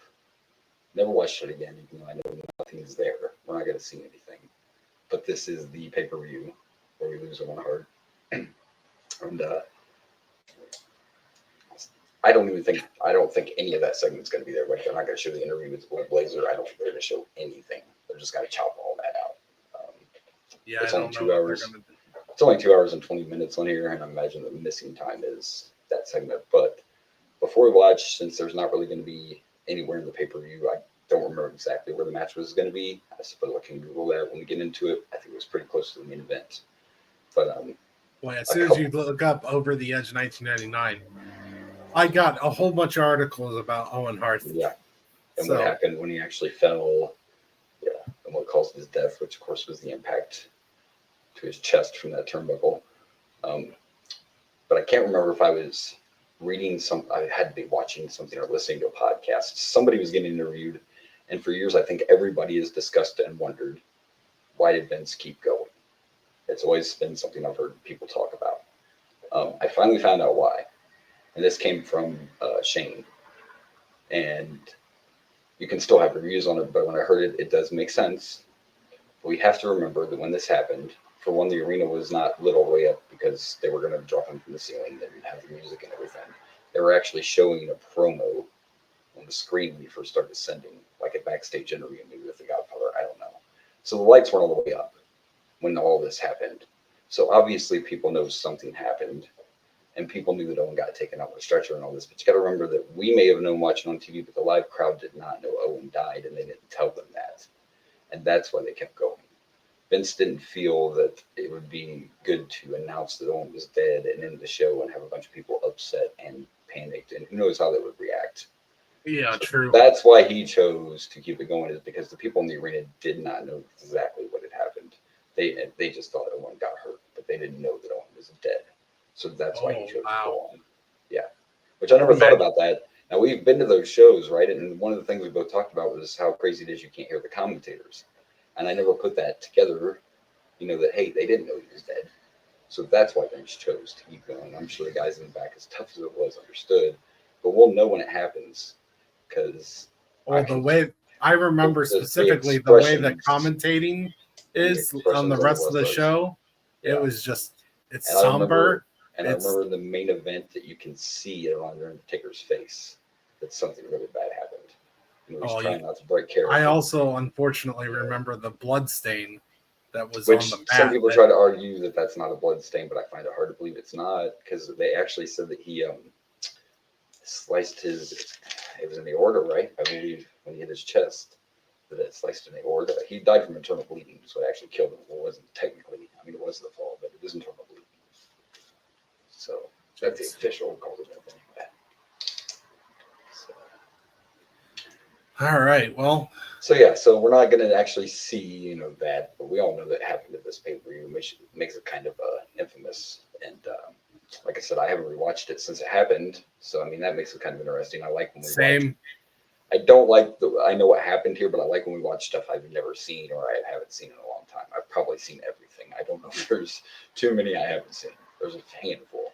Yeah. But I never watched this. So, and when we do get started, you have to remind me, I got to talk about the dark matches. I have a note, but I got to read these dark matches because one of them I can't believe even happened. So, yeah, I haven't watched this since it happened. So yeah, me neither. I don't own it in my last library or anything. And by the way, this is also going to be the last time I use this name for obvious reasons. This will be the last Over the Edge. Yeah, I understand. Yeah. All right, well, let's do it. It's main event time. It's Over the Edge.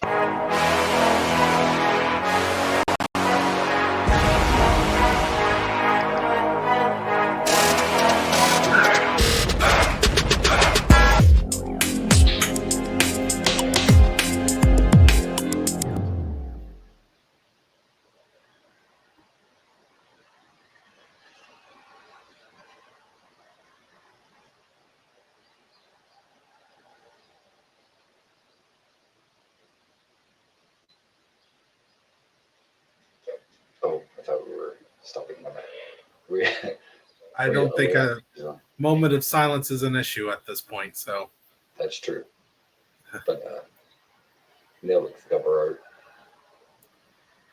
Yeah, this was a weird one to make because I love making my cover arts. I like to do parodies of the original cover art, but we love everything that we put into the show, and we actually started talking about this last week because everyone's like, so do we make it like an Owen cover and tribute? But like he said, we like to try to stay, with the original a little, and we did. Like I didn't know totally what to do, so I sent him that picture of me pointing up, and I was like, we could both do like this, and you could put us in between, Undertaker and the logo where that empty space is, but he came up with this, and I like it much better. So he took the Undertaker's spot. We got Owen there. It's a nice tribute. I dig it. Yeah. Very well done. Bravo. Thank you. I really liked Owen Hart. He was a really good wrestler. It's a tragedy on what happened to him. Yeah, and something else I'm glad you didn't start yet because I want to bring this up too. He was loved by everybody, obviously, but the person that felt the worst about this for a very long time was Eric Bischoff, because he was actually the one that ended up getting these guys to jump the Blue Blazer. But again, I'm sure many people know and heard, these are the same guys that were doing it with Sting every night. And they rehearsed it several times, and no one didn't say anything. Stop doing it with Sting after this? I think they did for a while. 99. He may have never done it again in WCW, but he did it eventually in TNA. Now, if I'm wrong, I might be wrong. I'm trying to go by memory because that was a long time ago. I don't think he did it right way for sure, but he might have done it again after a while. But yeah, these are the same guys that dropped Sting, but this was not in the original script. It just happened to be that the people that dropped Sting were in the same place WWE was, so it was one of those deals where someone called Eric and was like, hey, these guys are here. Is there anything you think they could do? And Eric said he looked through the match card. And when he saw the blue blazer, he thought, wow, well, that would be like and Owen was going to win the title. So he thought, man, blue blazer comes in like that. Who was he supposed to face? I don't remember The that. Godfather was the champion. Oh. Yeah. So imagine how Eric felt for a long time. But the family was never mad at Eric. They always blamed WWE, but I don't think at first that they knew that. I don't think Eric came out right away and told that story, but he's the one that actually arranged it to happen. But again, Owen never said he felt, that he didn't want to do it because he could have said that, But I've never heard a bad story about Owen Hart. Everybody loved him. They said he was the biggest joker of all the wrestlers, which I could see. Yeah. I can definitely see that. And that's part of the reason I say he's the better Hart.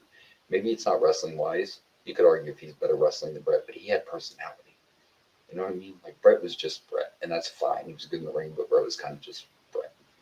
Owen could be a bad guy, a good guy, funny, serious, psycho, and he was fucking good, man. He was good in the ring. Could you imagine if he was still around? I bet he'd be one of them guys still going, just like Dustin. I bet he'd still be going. So. Yeah. All right. Well, there you go. I think we're ready to start the pay-per-view. By the way, if you want to follow along or watch before or after, whatever, everything we watch is on the Cock. Just go to your Peacock. I actually had to type this in again. I don't like the way this is laid out on Peacock. I don't know why it's so hard. Why is the Cock so hard, please? I mean, what's the problem? Not the time, Boomer. Not the time. We've talked about this.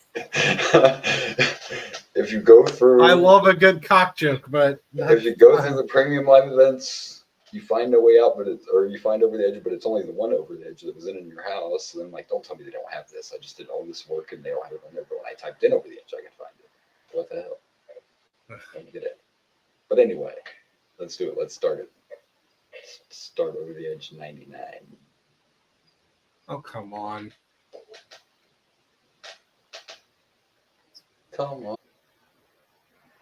All right, so here we go, over the edge, 1999. In fact, it's May 23rd, 1999, Kansas City, Missouri, at the Kemper Arena. 16,472 fans. We got good old JR and the King on commentary. By the way, quick shout out. I can't believe I forgot this at their bullshit corner. Happy birthday, HBK. Oh, okay. You want to know how old Shawn is? Are you ready to feel old? Not as old as him. Shawn Michaels is 60 today, folks. 60. Yeah. Is he still just a sexy boy? I mean... I'm sexy, Grandpa. Sexy Grandpa. All right. I didn't want to forget, you didn't remind me, but I didn't want to forget about the dark matches, but they kind of touched on the one that I was really wanted to make sure I covered. But here are the dark matches, because you're going to love the other person who made a debut during the dark match. The first dark match was Brian Christopher against Meat. Meat? Meat. That's real. Meat. Okay. I forgot about Meat. Yeah. And WCW, I think I sort of remember. He was Sean Stasiak in WCW. Yeah, that doesn't really help me at all, actually. To be next completely one, honest with you. That I think was probably fun. I wish we could have saw this. I bet it was fun. It was only like a 5-minute match, but we had the Hardy Boys with Michael Hayes. Oh, taking on Gold Dust and the Blue fucking Meanie. Why didn't we get that on the pay-per-view? The Hardys against Blue Meanie and Gold Dust? Why didn't we get that shit on the pay-per-view? But the other match I was going to mention, but they showed highlights of it because they're talking about what kind of shape Mr. McMahon is. And Vince fought fucking Midian in a dark match on Sunday night. Oh, yeah, they kind of mentioned it, yeah. They mentioned how he took Austin's place because Shane was trying to... This is still that... We're carrying over that story where Shane has the power right now. Carrying that over from the last pay-per-view. So he was trying to make Stone Cold wrestle before the pay-per-view. And Vince took his place. Valiantly took his place. Yeah, this whole Vince McMahon being Shane friends McMahon. with Stone, it's just weird. A little weird, ain't it? It is a little weird. So here we go. We kick things off with the tag team title match, and I love me some tag team wrestling. And one of my guilty pleasures during this era was definitely the champions of this match, Kane and X-Pac. I thought they were a fun tag team. They're taking on D'Lo and Sexual Chocolate, baby. I loved. We have sexual chocolate. I love that we got sexual chocolate already. Interesting though that he's wearing street gear, isn't it? He's not even wearing That wrestling is gear. weird. Wearing, He is. It is kind of weird that he. But they were is probably doing like, that. we don't know what to do yet. You can't wear. They're probably like, no more nation gear, guys. The Nation of Domination's like 25 years old. You got to stop wearing that gear. Yeah. Interesting, they kept them together too. They are a good team, but the Nation's been disbanded for a while, and we still have D'Lo and Mark together. But they have D'Lo has his own music. They're wearing their actual. Henry's in street clothes, but D'Lo's wearing new gear. It doesn't say, which he has been for a while actually. Honestly, I don't fully remember what the sexual chocolate song was. It's been a while since I've heard it. I'm pretty sure he had music. He did, and I would have to Google it because I'm pretty sure Isaac Hayes sang that shit. Isaac, wait, what? Chef, yeah. Chef? I'm pretty sure Chef sang his until it turned to. I'm talking sexual chocolate theme, obviously, not the Mark Henry song because later on it's 3-6 Mafia. But I think Isaac Hayes sung that sexual chocolate theme. I could be wrong. It's sexual, baby. I'll be damned. Anyway, what an opening match, huh? This was some fun shit. I love me some good time. It was. This was fucking a blast. X-Pac got killed like 12 times at least. X-Pac's dead. Poor X-Pac. I don't know how the fuck. Dude. Also, it was kind of weird. There was a time where they were showed X-Pac laying down on the ring, and I swear, I feel like Mark Henry was eating chocolate before he came out as sexual chocolate, because there was a couple brown spots on the bottom of X-Pac's trunks that just seemed a little odd. Didn't look like a schmelting accident, did it? Yeah, schmelting. Unfortunate schmelting accident. Yes. Yeah, it was a fun match with a lot of high spots, and the fucking highlight of the match. What about some Air Kane? We got to see some Air Kane, and it was. We saw a couple, and Jerry the King was saying something like, "Kane thinks he's a 747 over here." It was a good line by Jerry the King Lawler. The couple of spots that I want to bring up is one, D'Lo. There was this. It was just a simple Kane throwing D'Lo over his shoulder. D'Lo reversed it and like landed on his feet, and it was cool as shit. I want to say that was a cool spot. It was. I must be a moron because it was not. I thought the guy sounded like it, but it's just saying Jim Johnson made the song, so I don't want anybody getting mad. Oh, okay. He's all twisted because I was wrong about something. Anyway, continue, Michael. Let's keep. Oh yeah.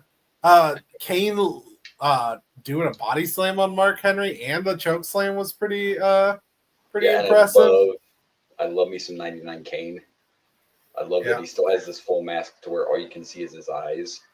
And like every time X-Pac was getting the fuck beat out of him, the hot tag Kane would wait like until he was almost there, and then he would go like this really slowly. Like, love this Kane. Very impressive too, and huge. And like you said at the end with that choke slam, like we know how this works, and Mark Henry had to help us still. That was like a picture perfect choke slam on Mark Henry, and he is not a guy.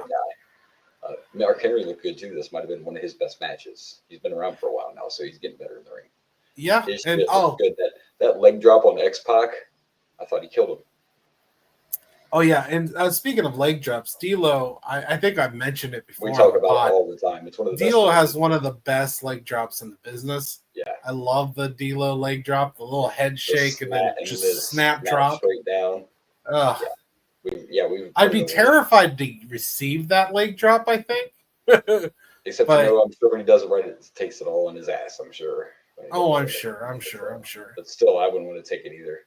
Also, did you see Kane doing a reversed pile driver? Yes, the reverse. Like an inverted pile driver? Well, it wasn't a pile driver, it was the suplex. Or not pile driver, suplex. Yeah, suplex. Inverted suplex. First time I saw Kane do that for sure.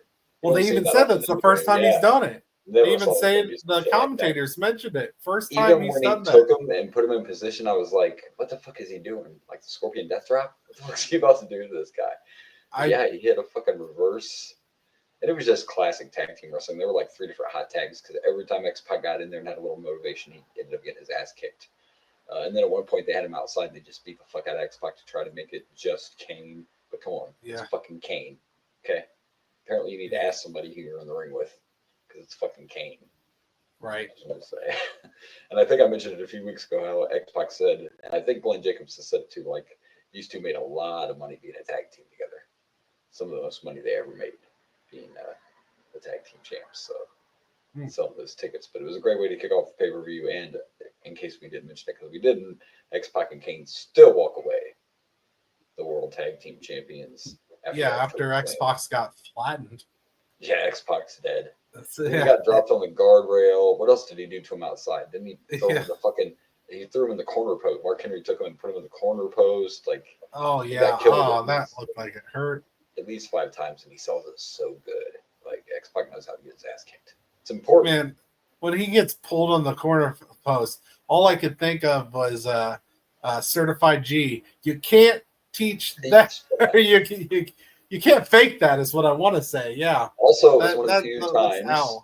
Remember when we went for the Bronco Buster and D'Lo moved or got pulled out of the way? That's one of the first times I ever saw him land on his feet like that. Like he stopped just in time and landed on his feet on the bottom turnbuckle instead of slapping the old Beans and Franks around. Yeah. So that was a pretty cool spot too. It was fun. It was good.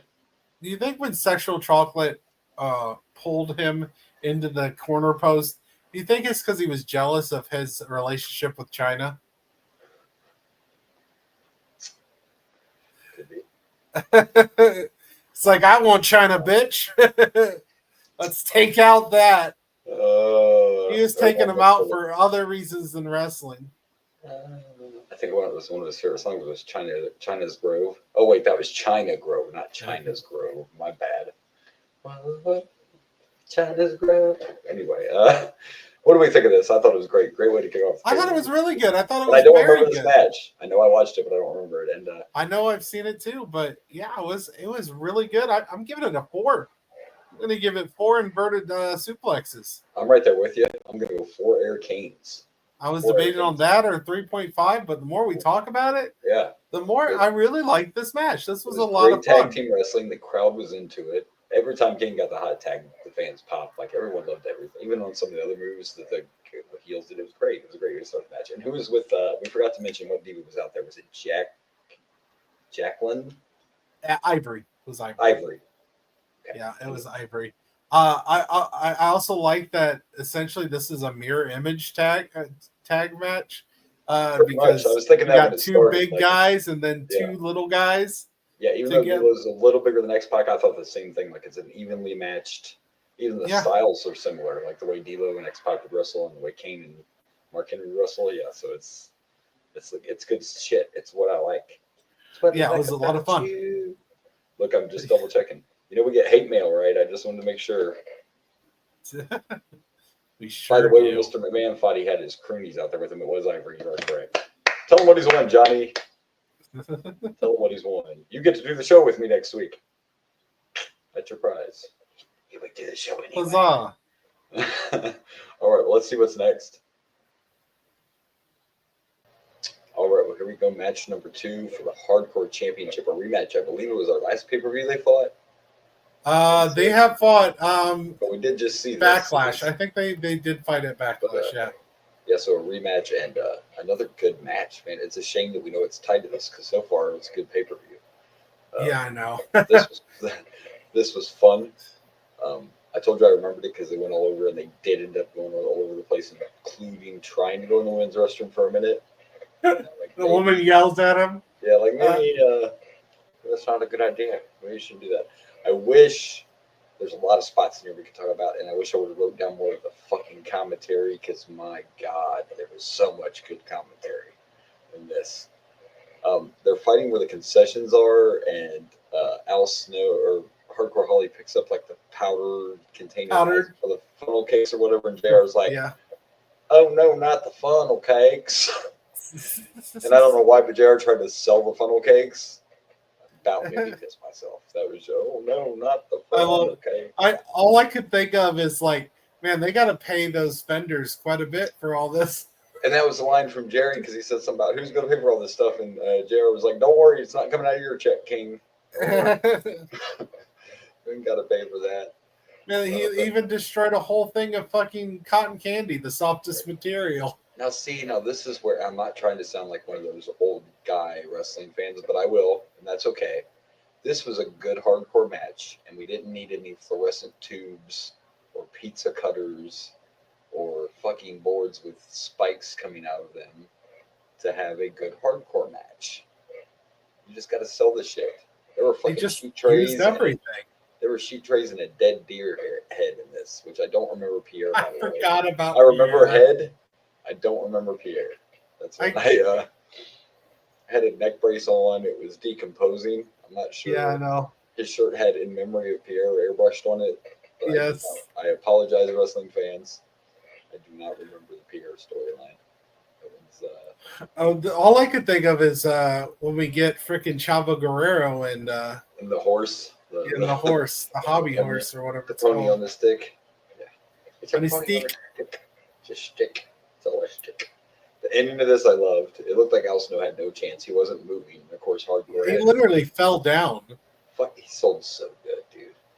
I was a little worried because Hardcore goes to set up the table. It was broke, and Hardcore Holly's crazy ass was like, fuck it. I'm using it anyway. One leg was broke. This bar was gone. I know. I saw it was broken. Yeah. I'm like, is that a good idea? Maybe don't do that table. Hardcore don't give a fuck. You know, this actually reminds me. I was trying to think of this. This was something I wanted to talk about in the last match. The selling in the last match.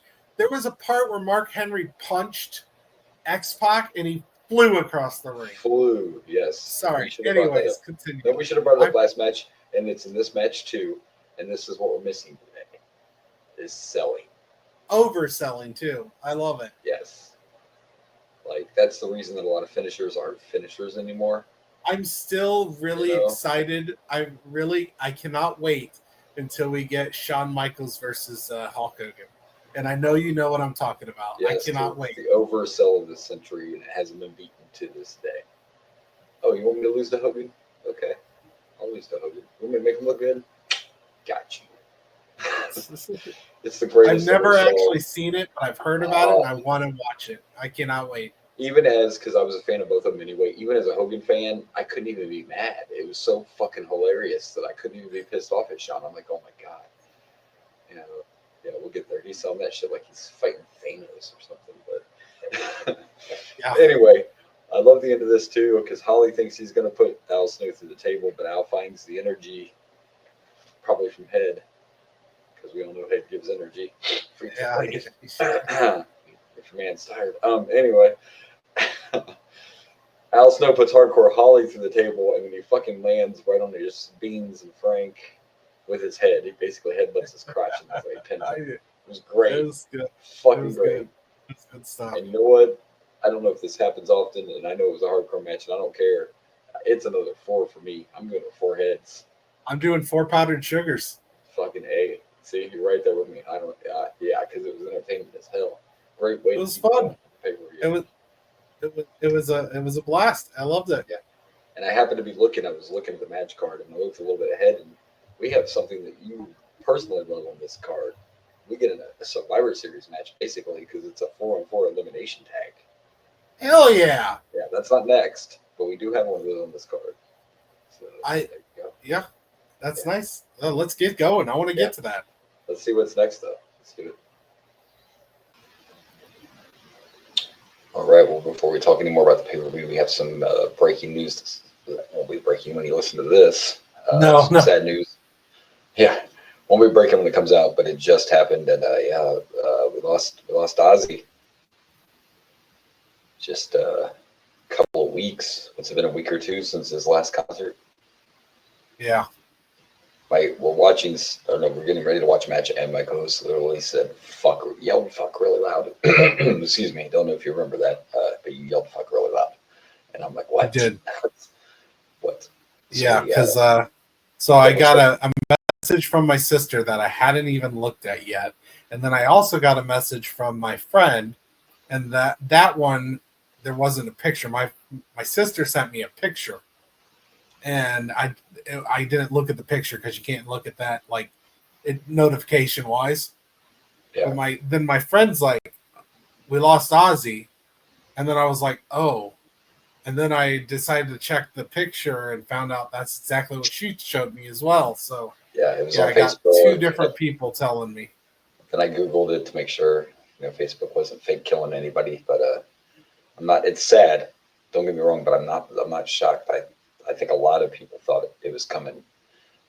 His last concert felt more like a goodbye to like everybody.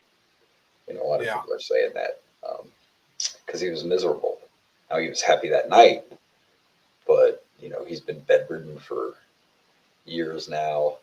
His body just shakes out of control, and so it's not too shocking to me. But it still sucks. Sounds like it's not that terrible of a thing for him either. It sounds like now he's in peace, Yeah, exactly. And knew it was coming, so still sad.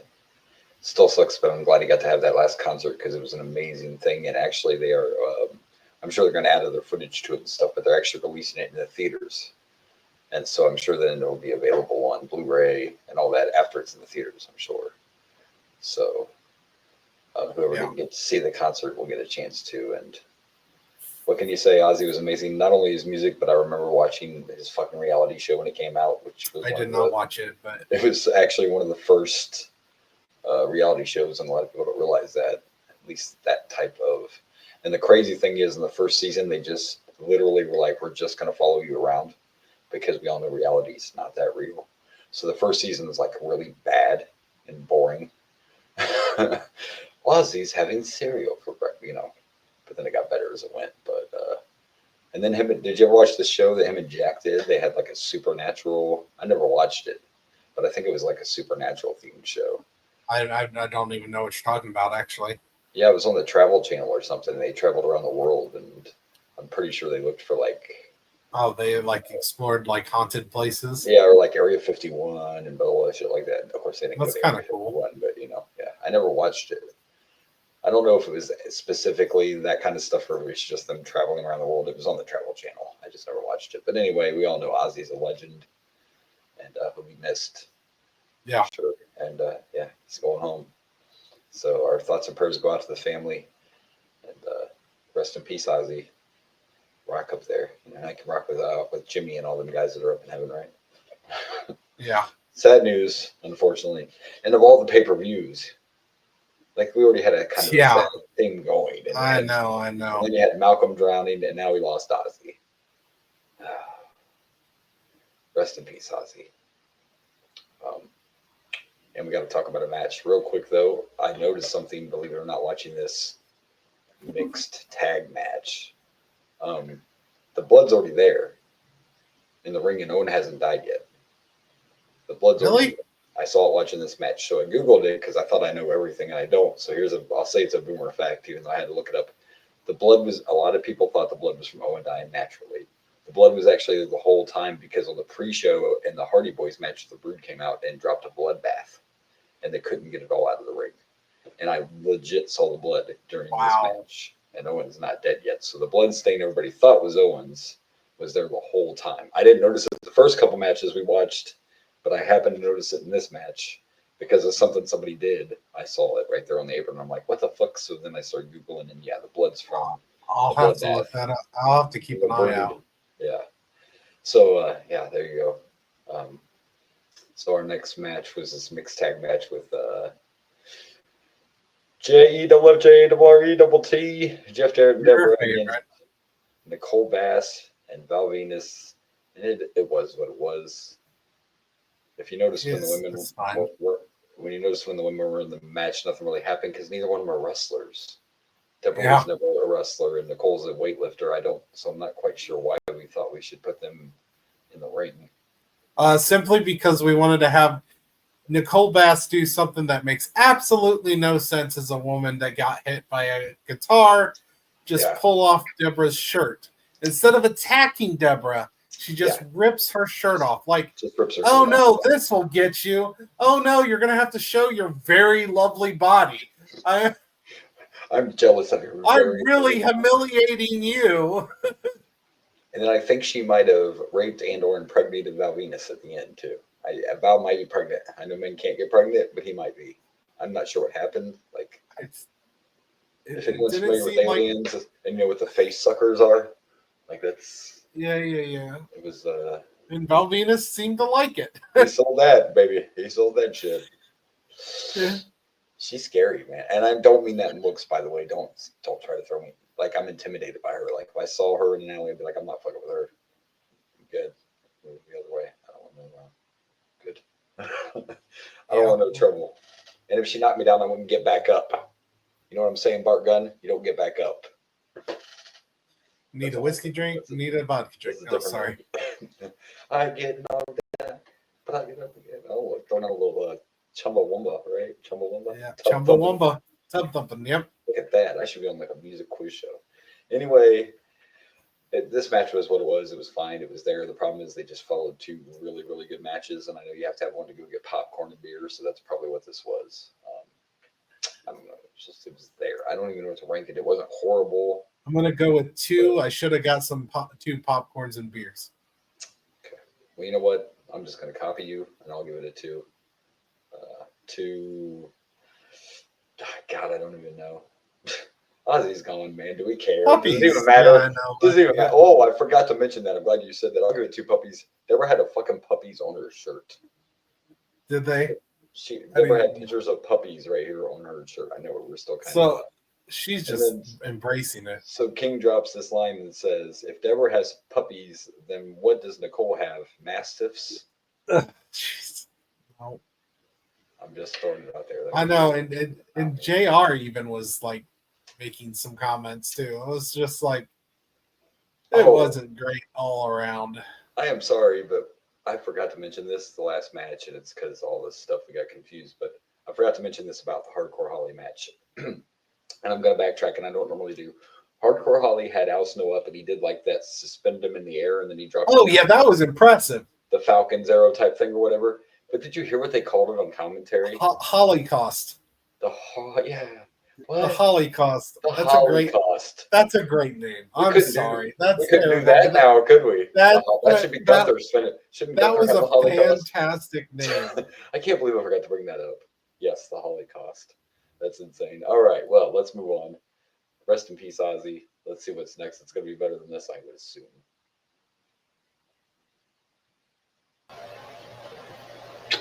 All right, so here we go. Our next match. One of the greatest tag teams ever, now broken up. We go at 1-on-1. By the way, I forgot to mention this entrance set, and I guess this is the first time I really noticed it. It's kind of like, so somebody took the time and was like, here, I'll build these really cool like steel arches and frame for the Titantron and stuff, and they just throw up these random stained glass windows. Yeah, it was cool. With panels missing. I guess it's kind of going with the Undertaker and the whole Ministry theme. I'm guessing that's the reason they have that set. Probably. So I have mixed feelings on this match. It's a weird situation. It wasn't a bad match. I just wasn't feeling it.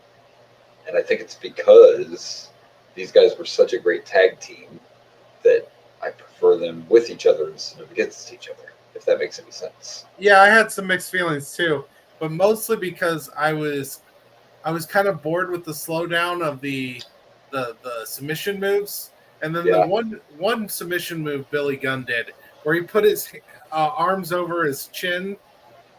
It didn't look like he was given any pressure. It looked like he was just holding his head up.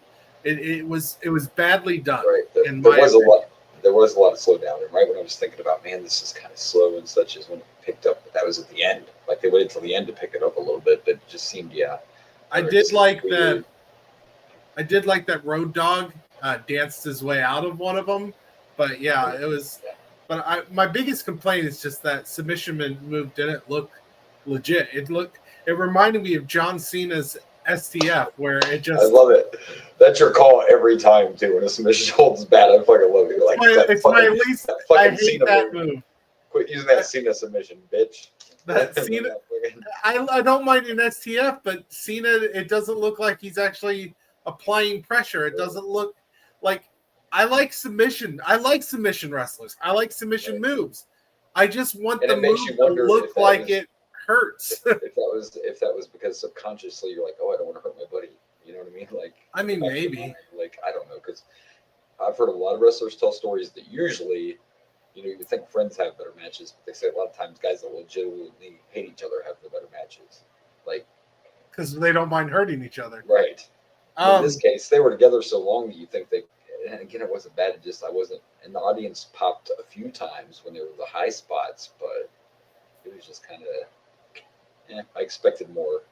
I also wanted to bring up. We were talking the other before about Hogan versus Shawn Michaels. I looked it up. I still got a few years. I thought so. Yeah. It's SummerSlam 2005. Oh wow! So that's I should have remembered that because it's towards the end of Hogan's run. Yeah, it was SummerSlam 2005 that I have to wait till. See, you got a minute. You got a minute, buddy. Got like 5.5 years. Actually, we're about to get to SummerSlam. I believe that would be our next big pay-per-view, right? I think so. Yeah. So almost 5 years exactly. Well, no, 6 years maybe. 1 million years. Billion years. But yeah, this was I don't know, it wasn't that great. It was I wanted to like it. Two of my favorites, but they're just better to get. And really, to be honest, and we won't see a lot of it because we don't watch the shows. Billy Gunn's singles run didn't go like they wanted it to. They tried. Even when King of the Ring. Oh, spoiler! Shit! Spoiler! That is a spoiler. We're about to watch that. Shit! Was it this year too that he did? Anyway, his singles run just probably doesn't go the way that they thought it would. So should have come together. The Outlaws were the shit. What can I say? So I'm just gonna go with the 2.5. Quit spoiling shit, asshole. I'm going with 2.5. Really bad submissions. Really bad submissions. Some STFUs. Yeah. I feel like he called it the STFU because he was giving an FU to the crowd every time we had to watch that shit. Right. So, anyways, all right. What's Dude, next? I know what's next. It's the elimination match. Oh hell yeah! Yeah. The corporate ministry against the Union, which was a very. I almost forgot about this faction. It was a very short-lived. I have to bring this up. When do we get? When does the Owen Hart tragedy happen? Okay, I tried to look it up, and it doesn't tell you. But to my remembrance, and like I said, I'll be able to tell. It was either right before Triple H and Rock, or right before the main event. It was definitely towards the end of the card. Okay. So it's either going to be, after this match or after the next match. But I think it was right before the main event because I specifically remember Undertaker and Austin's faces. Now, you could try to Google too, but I couldn't. Like I said, when I Googled it, it just tells you what the match was supposed to be. Google's not understanding. And I'm like, where the fuck was it on the card? What don't you get? Google, what numeral was the match? I know it was towards the end, so it's either right before or right after Rock versus. I'm pretty sure we'll notice because the commentating is very. The commentating is going to change after it happens. And I was kind of thinking we'll find out too. This will be another thing that we give it away, but I bet they even cut out. I'm pretty sure they probably cut out where JR announces that Owen passed away. They probably cut all that out. I'm thinking any hint of this accident is going to be gone. I don't know because I haven't watched it. We'll find out till today, and we'll find out. So, but let's do it. We got some eliminations. Oh, I also saw the blood. I did see you the saw blood. It? Yeah. So see, that's not what I remember though. I remembered I don't remember seeing actual blood. I remember seeing like a stain. No. You're talking about the spot. You're talking about the spot in the corner where he actually falls. That's what I'm talking about. I'm not talking about blood. We should be able to see that. Yeah, no, I know what you're talking about. We should be able to see that after it happens. That's actually in the opposite corner where the blood was because that's where Owen hit. Yeah, you're talking about the spot where his body actually landed, which I don't think was blood. I don't know exactly what it was, but I know what you're talking about now. Yeah, that's what I remember. We should still be able to see that, but a lot of people thought that blood spot was from Owen, which I kind of did too for a while. But I don't remember seeing any actual. You're talking about the other spot. I know you're talking. Kind of looks like a giant wet spot. Yeah. Later on, after it happened. I assumed it was blood that was cleaned up, and they couldn't get which could be, which could be, but we'll find out. We'll have to keep an eye out for that too. Unfortunately. Okay. Yeah. All right, well, let's watch this elimination match. All right, so here we go. Before our next match, I forgot to mention this pay-per-view is brought to you by 1-800-COLLECT. That's right. Sure is. That's probably not a thing anymore, right? Like, I don't know. I don't think so. But I saw a sign in the crowd that said, Stone Cold call me at 1-800-COLLECT. Do we even do collect calls anymore? I mean, even international calls on most providers is. It's an interesting question. What if you're locked up? Don't they have to do? Maybe 1-800-COLLECT is just for the prison community. All right. So, sorry, prison community. We're just curious. Also, 10-10-220. By the way, have you seen some? That's a whole other subject. But have you seen some of the videos coming from prisons and jails now? Like, since when are we allowed to have our phones in our cells? Like, I don't know what's going on. Yeah, I don't know. Some guy was live streaming on like TikTok showing how he was making his hooch. You're just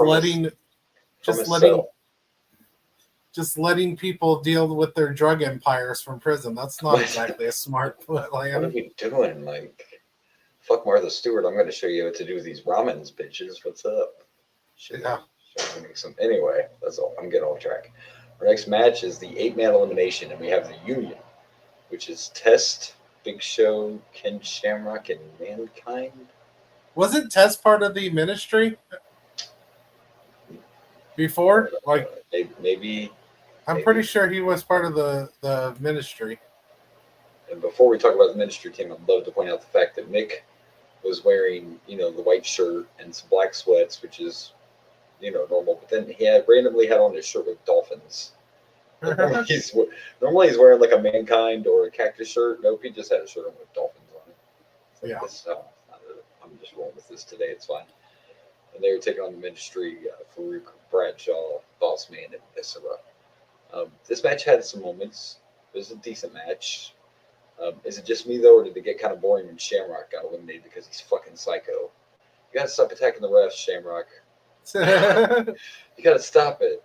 Yeah, this match was a lot quicker than I expected a elimination tag match to be, 8-man. Well, of course, 2 of them took themselves out, right? Because yeah, there was one thing that I freaking was very impressed and loved about this match. It's going to be the same thing that I thought. Let's see. Go ahead. What was it? Big Show holding Farouk up for that choke slam for a long time. That is freaking impressive to me. That was impressive. The thing that impressed me, that one was impressive too. The one I was thinking of was the fucking body slam to Viscera by the Big Show. Yeah, that one's not as impressive because Big Show is a big dude. Something I don't remember talking about that choke slam is that they used to call it the showstopper. I didn't notice it until they called it. He's like, you just gave him the showstopper. Oh, gosh. Oh, no. I was just really impressed by that choke slam. Right. And Farouk's not a little guy. You know what else was impressive from Farouk was how long he hung on during that ankle lock. Oh, yeah. Well, I mean, I don't think that's a feat of strength, though. No, but it's so impressive because at this point, it's been, once the ankle lock's on, game over. So it still shows that he's a badass. Maybe it's not a feat of strength. I love the ankle lock. Don't get me wrong. Me too. And the I fact was just held on that long, that was pretty cool too. But yeah, you're right. It was quicker than you think an elimination match. But of course, they had a lot of matches on this card, and most of it was fun though. It had some good high spots. I expected a little more shenanigans. I can't talk. You did get the classic Boss Man tried to run away and say "fuck this" and Big Show's like no, and threw him back in the ring like a fucking rag doll. Yeah. Like, and Boss Man's not a little fellow, but everybody's a little fellow compared to the Big Show. And I just want to point out that, we've seen this happen before. Like, I don't understand why certain people during this time period, certain performers don't get the credit they deserve. Because we've seen this happen to Head. And now in this match, Mr. Sacco won. But you're going to announce Mick Foley won? We're not going to acknowledge who actually won this match. Mr. Sacco won a lot of match, to be honest with you. But Sacco, you know what I want to say? I was sad because I thought we were getting so close. So freaking close to get the return of Big Boss Man's magical belly button. It was buttoned down the side. It was coming out, and it never fully showed itself. We haven't had it in a while. It's a throwback. Look, notice something about that picture he made down there, that graphic. Like, who knew even back then, before I was on the show, that my belt was famous then as well? Same title. Yeah. Yeah, we did not get to see the magical belly button, and that is a shame. It is a shame. It's very sad. You're But right, that you know what's crazy about that is in WCW it happened a lot too, and he wasn't even boss man. I know, because he couldn't be boss man in WCW. Oh yeah. He still had the belly button issue. So I'm gonna go with 3 big show choke slam showstoppers. You said showstoppers. Yes, I heard them call three it three showstoppers. So I don't remember that, but yeah. That was the one thing I took out of this match, and it was enough for, yeah. Even though it was only one that got taken out, I'm going to give it 3 refs down. 3 refs down. Shamrock fucking belly to belly the ref because he didn't want to break the hold. Like, and then went to put it back on. Like, fucking lunatic, Shamrock. Yeah. You're a fucking lunatic. Man, we're getting close, so we're going to be able to tell. We're going to know. We know what our next match is, and we'll be able to tell by the commentators, as you mentioned, and other signs, whether it happens at this spot or if it's after this match. Right. So all right. To the last 2. So let's do it. All right, here we go. And before our next match, we actually got a video package showing us how The Rock and Triple H have been feuding, and that darn Triple H broke The Rock's arm. How can you break the people's arm? Very rude. Let me see a backstage segment where Triple H attacks The Rock. And I found it hilarious that he was going to attempt to cut the cast off with a pair of scissors. Not like strong, like good scissors either. They almost look like the elementary school ones, like our safety scissors. Thankfully, Mankind saved him and then got a lead pipe for his helping. That's what his reward was. I kind of forgot to mention all night they don't do this a lot anymore. They were doing the walkout interviews all night, and I forgot to talk about that. They're literally interviewing the wrestlers right before they go out to have their matches backstage. Kind of a cool little touch. But here we go, 1-on-1, The Rock versus Triple H. Yes, sir. Yes. Oh, I was just gonna say, didn't you mention earlier that they probably cut out a Blue Blazer? Yeah, because I mentioned interview as well. I did mention that. I'm guessing that they're not going to have the Godfather or the Blue Blazer.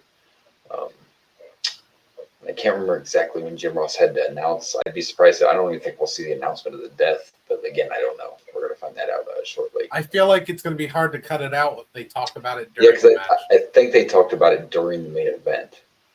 It might have been before. Like I said, this is one I just chose to never revisit because of, yeah. Just that sad aura around. And then we're recording this today, and on top of that, Ozzy has to pass away on the same day. And of course, we just had Malcolm. This was just. It's emotional, man, even all these years later. But this is our next match. Do we have to say anything? It's the fucking Rock and Triple H. Hello. It was horrible. No, I'm joking. I will say that I did have one slight complaint. Okay. It seemed like sometimes The Rock forgot that he was supposed to have an injured arm.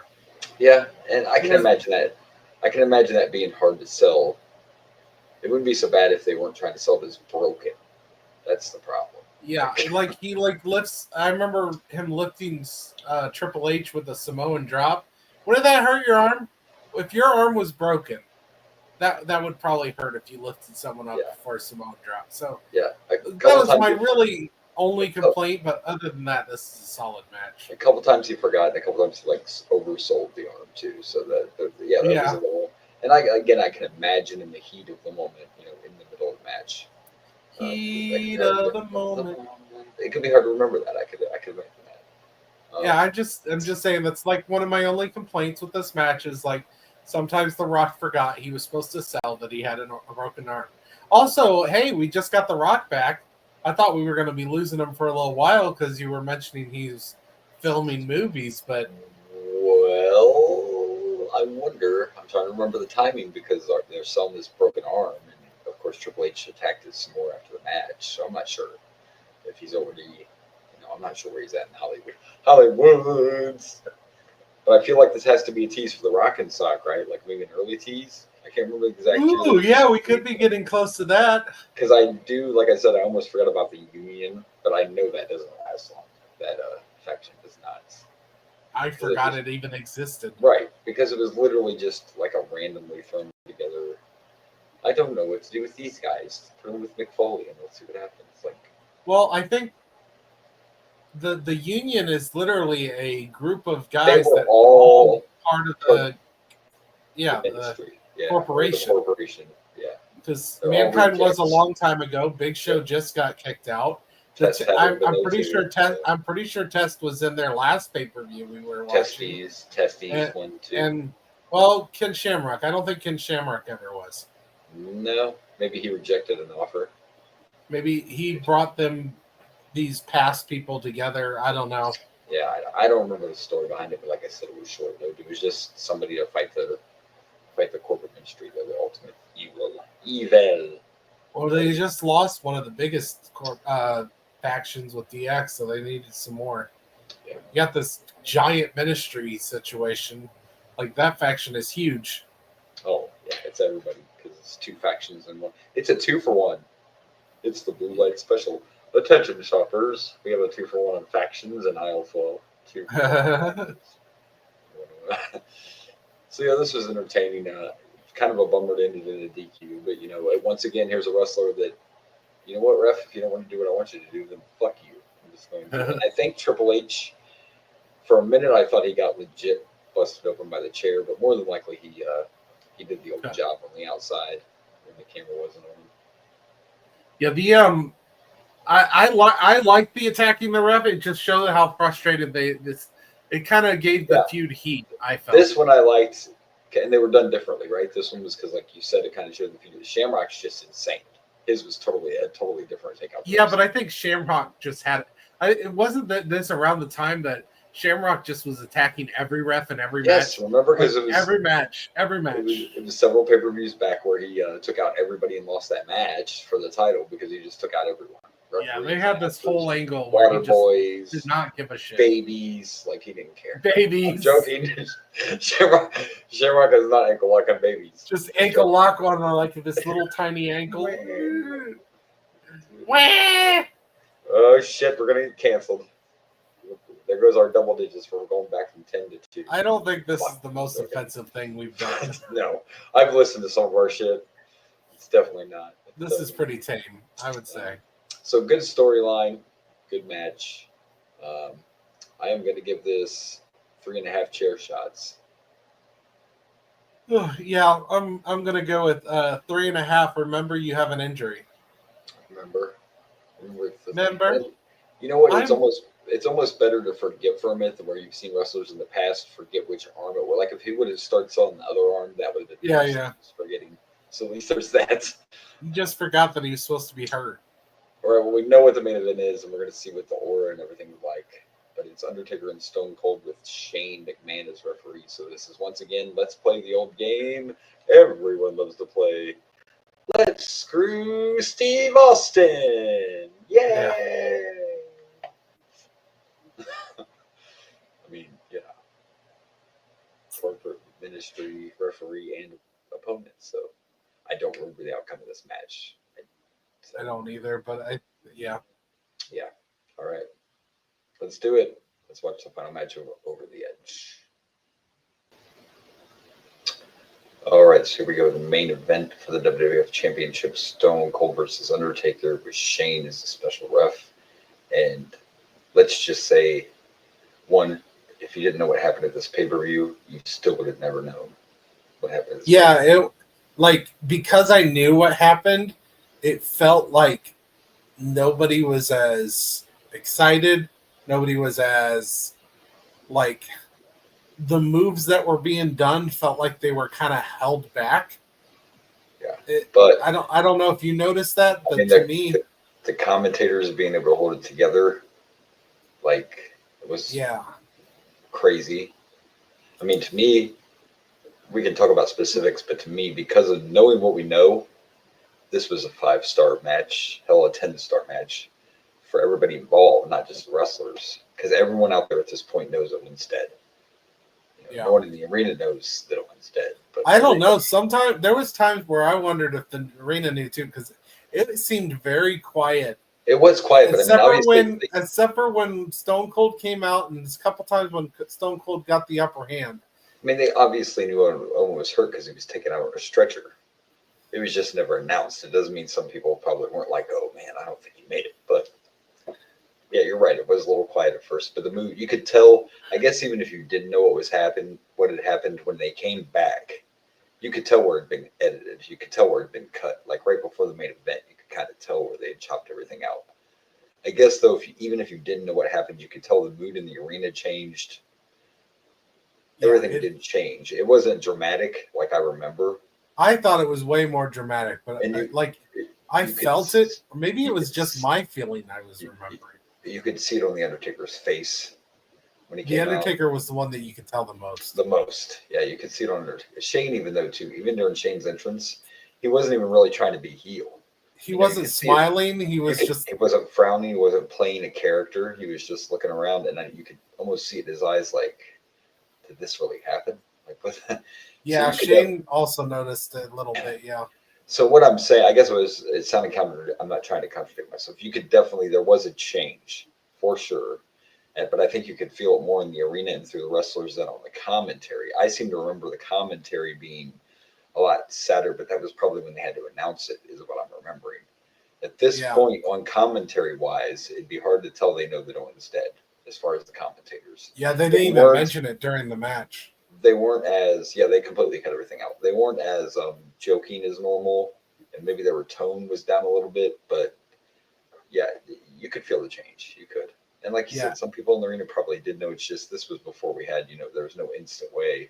And they're saying a lot of people didn't know exactly what happened because before he fell, the actual arena lights were all turned down. But I mean, obviously, everybody saw his body in the ring. Everybody saw him get moved.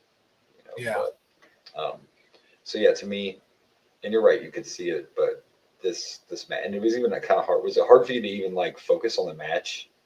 I was focusing more on the people. Yeah, me too. Match. If that makes sense? Like all I could think this whole time was they know, and they're still going out there, and they're still telling the story, and they're still having a hell of a match, and they're still able to pull off being their characters, even though they know. It was definitely weird to watch. It was awkward. Yeah, but it's still 5 stars. Knowing what we know, and even if we didn't know what we know, from what I absorbed, it was good enough that it would still be a 5-star match. Vince came back. The whole night they were playing the single where Vince got hurt from Midian. He had a broken ankle, I think they kept saying. Yeah. Because he got attacked in the pre-show. Right. He actually had that match with Midian. It was supposed to be a match.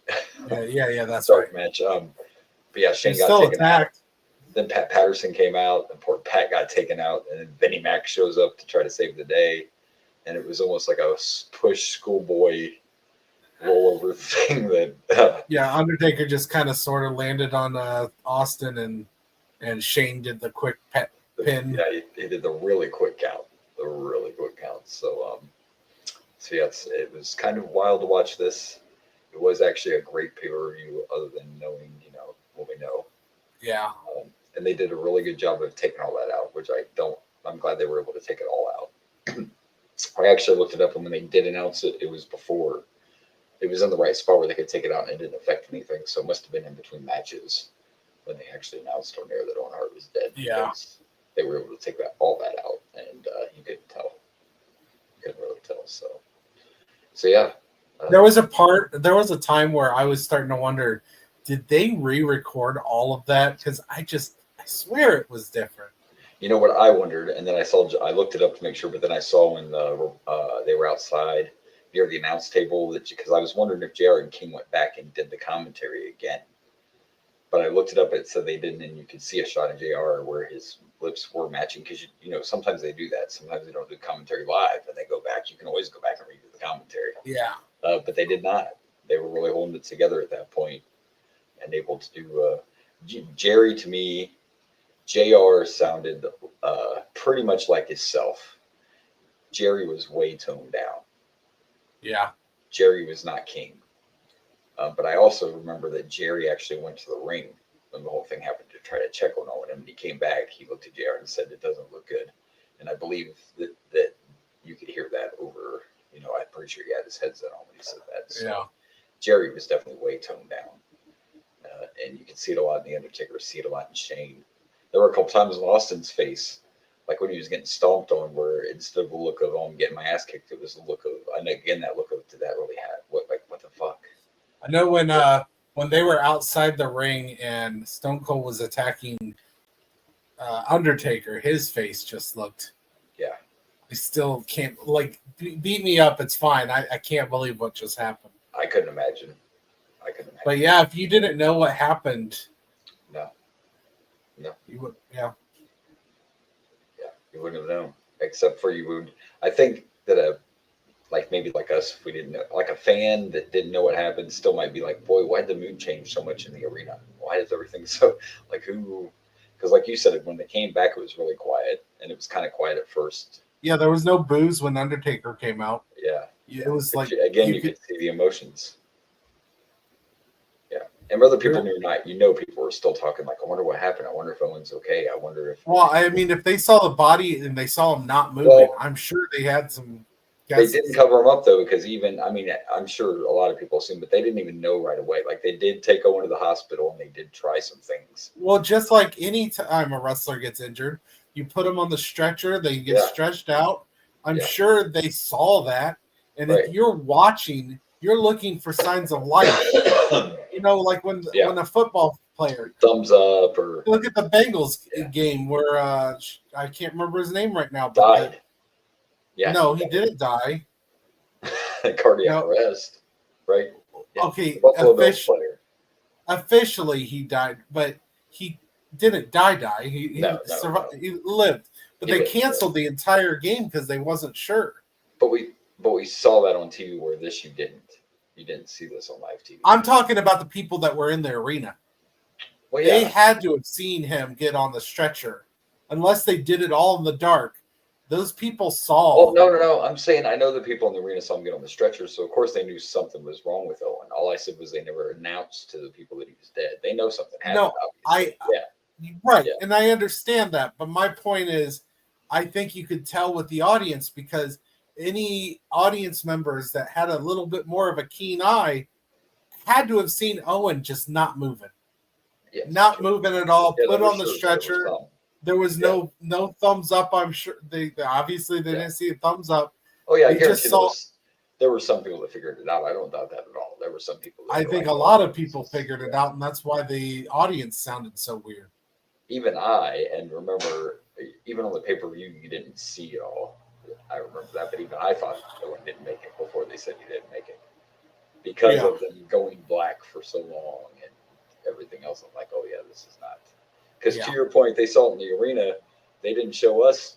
They didn't show Owen going out on the stretcher to us. I'm not talking about us. I'm talking about the audience. No, that's what I'm saying. I'm saying the audience saw it. We didn't. That's my point. Right. They saw it. We didn't get to see it. So I thought something was seriously wrong right away too, because they just went black. We didn't get to see any of that. We didn't get to see him carry Owen out. I'm like, oh, this isn't good.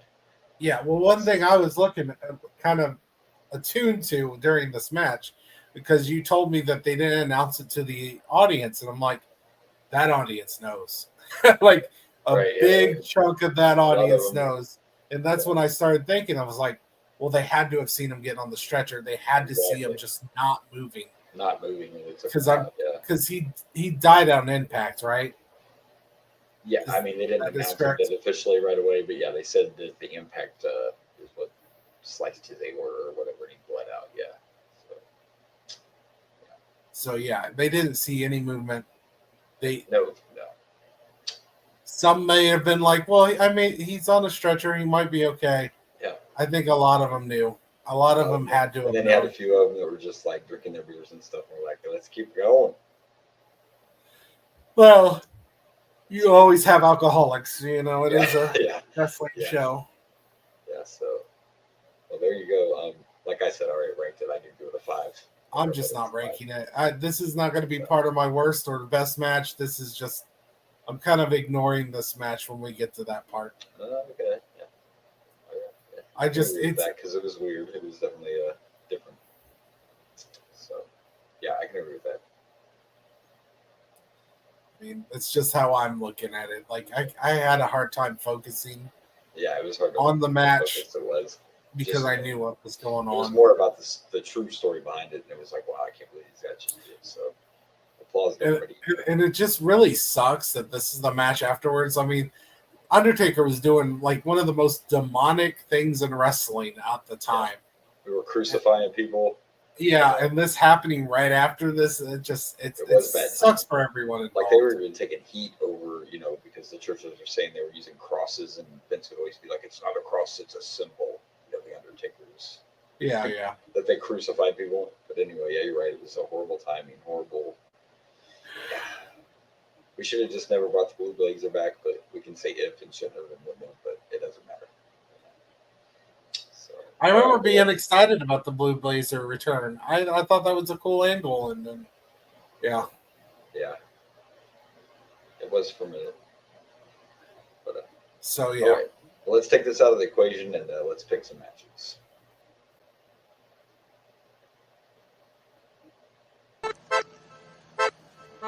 Favorite match of the night. Right. Oh, it is. Oh, was this changed last week? Is that new? That's new, isn't it? I thought so. I like it. That is new. Yeah. And a bonus, this is behind the curtain, but you still have your audio. I know. I put the audio in there. No, remember last week after you played that, for some reason your audio went out. Oh, yes, I do. Recording, so behind the do. scenes, kids, I faked last week. I faked it. I faked it with Blaze. Tell the world. I faked it at the end. Dude, I like that. That's slick. You were trained by all the women you had sex with. Sorry. I faked the whole thing at the end. Anyway, so yeah, you still have your audio. Yeah, we're good this week. Yeah, I don't know match of the night. And we're going to take out, as you said, and I agree, we'll take out the main event. I can agree with that. And then taking that into perspective, I almost, this is going to be interesting. This might shock you. I almost went with Triple H and The Rock. But I'm going to go with the tag team match. I'm going to go with the opener because I think it was a great match. And it was a great way to kick off the pay-per-view. And the crowd was into it the whole time. So yeah, I'm going with the tag team title match. I'm going with X-Pac and Kane against Steel and Mark Henry.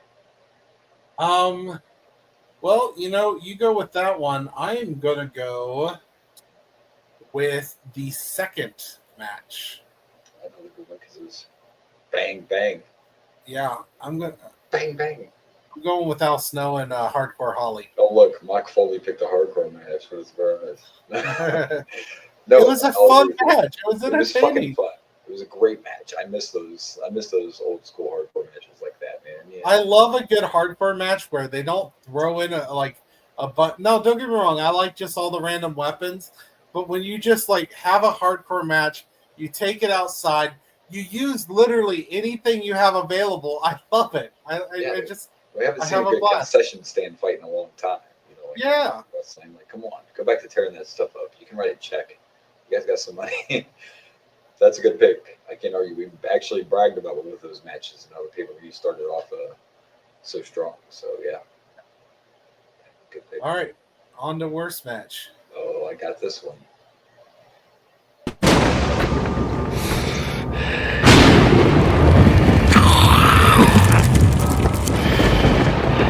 Worst match of the night.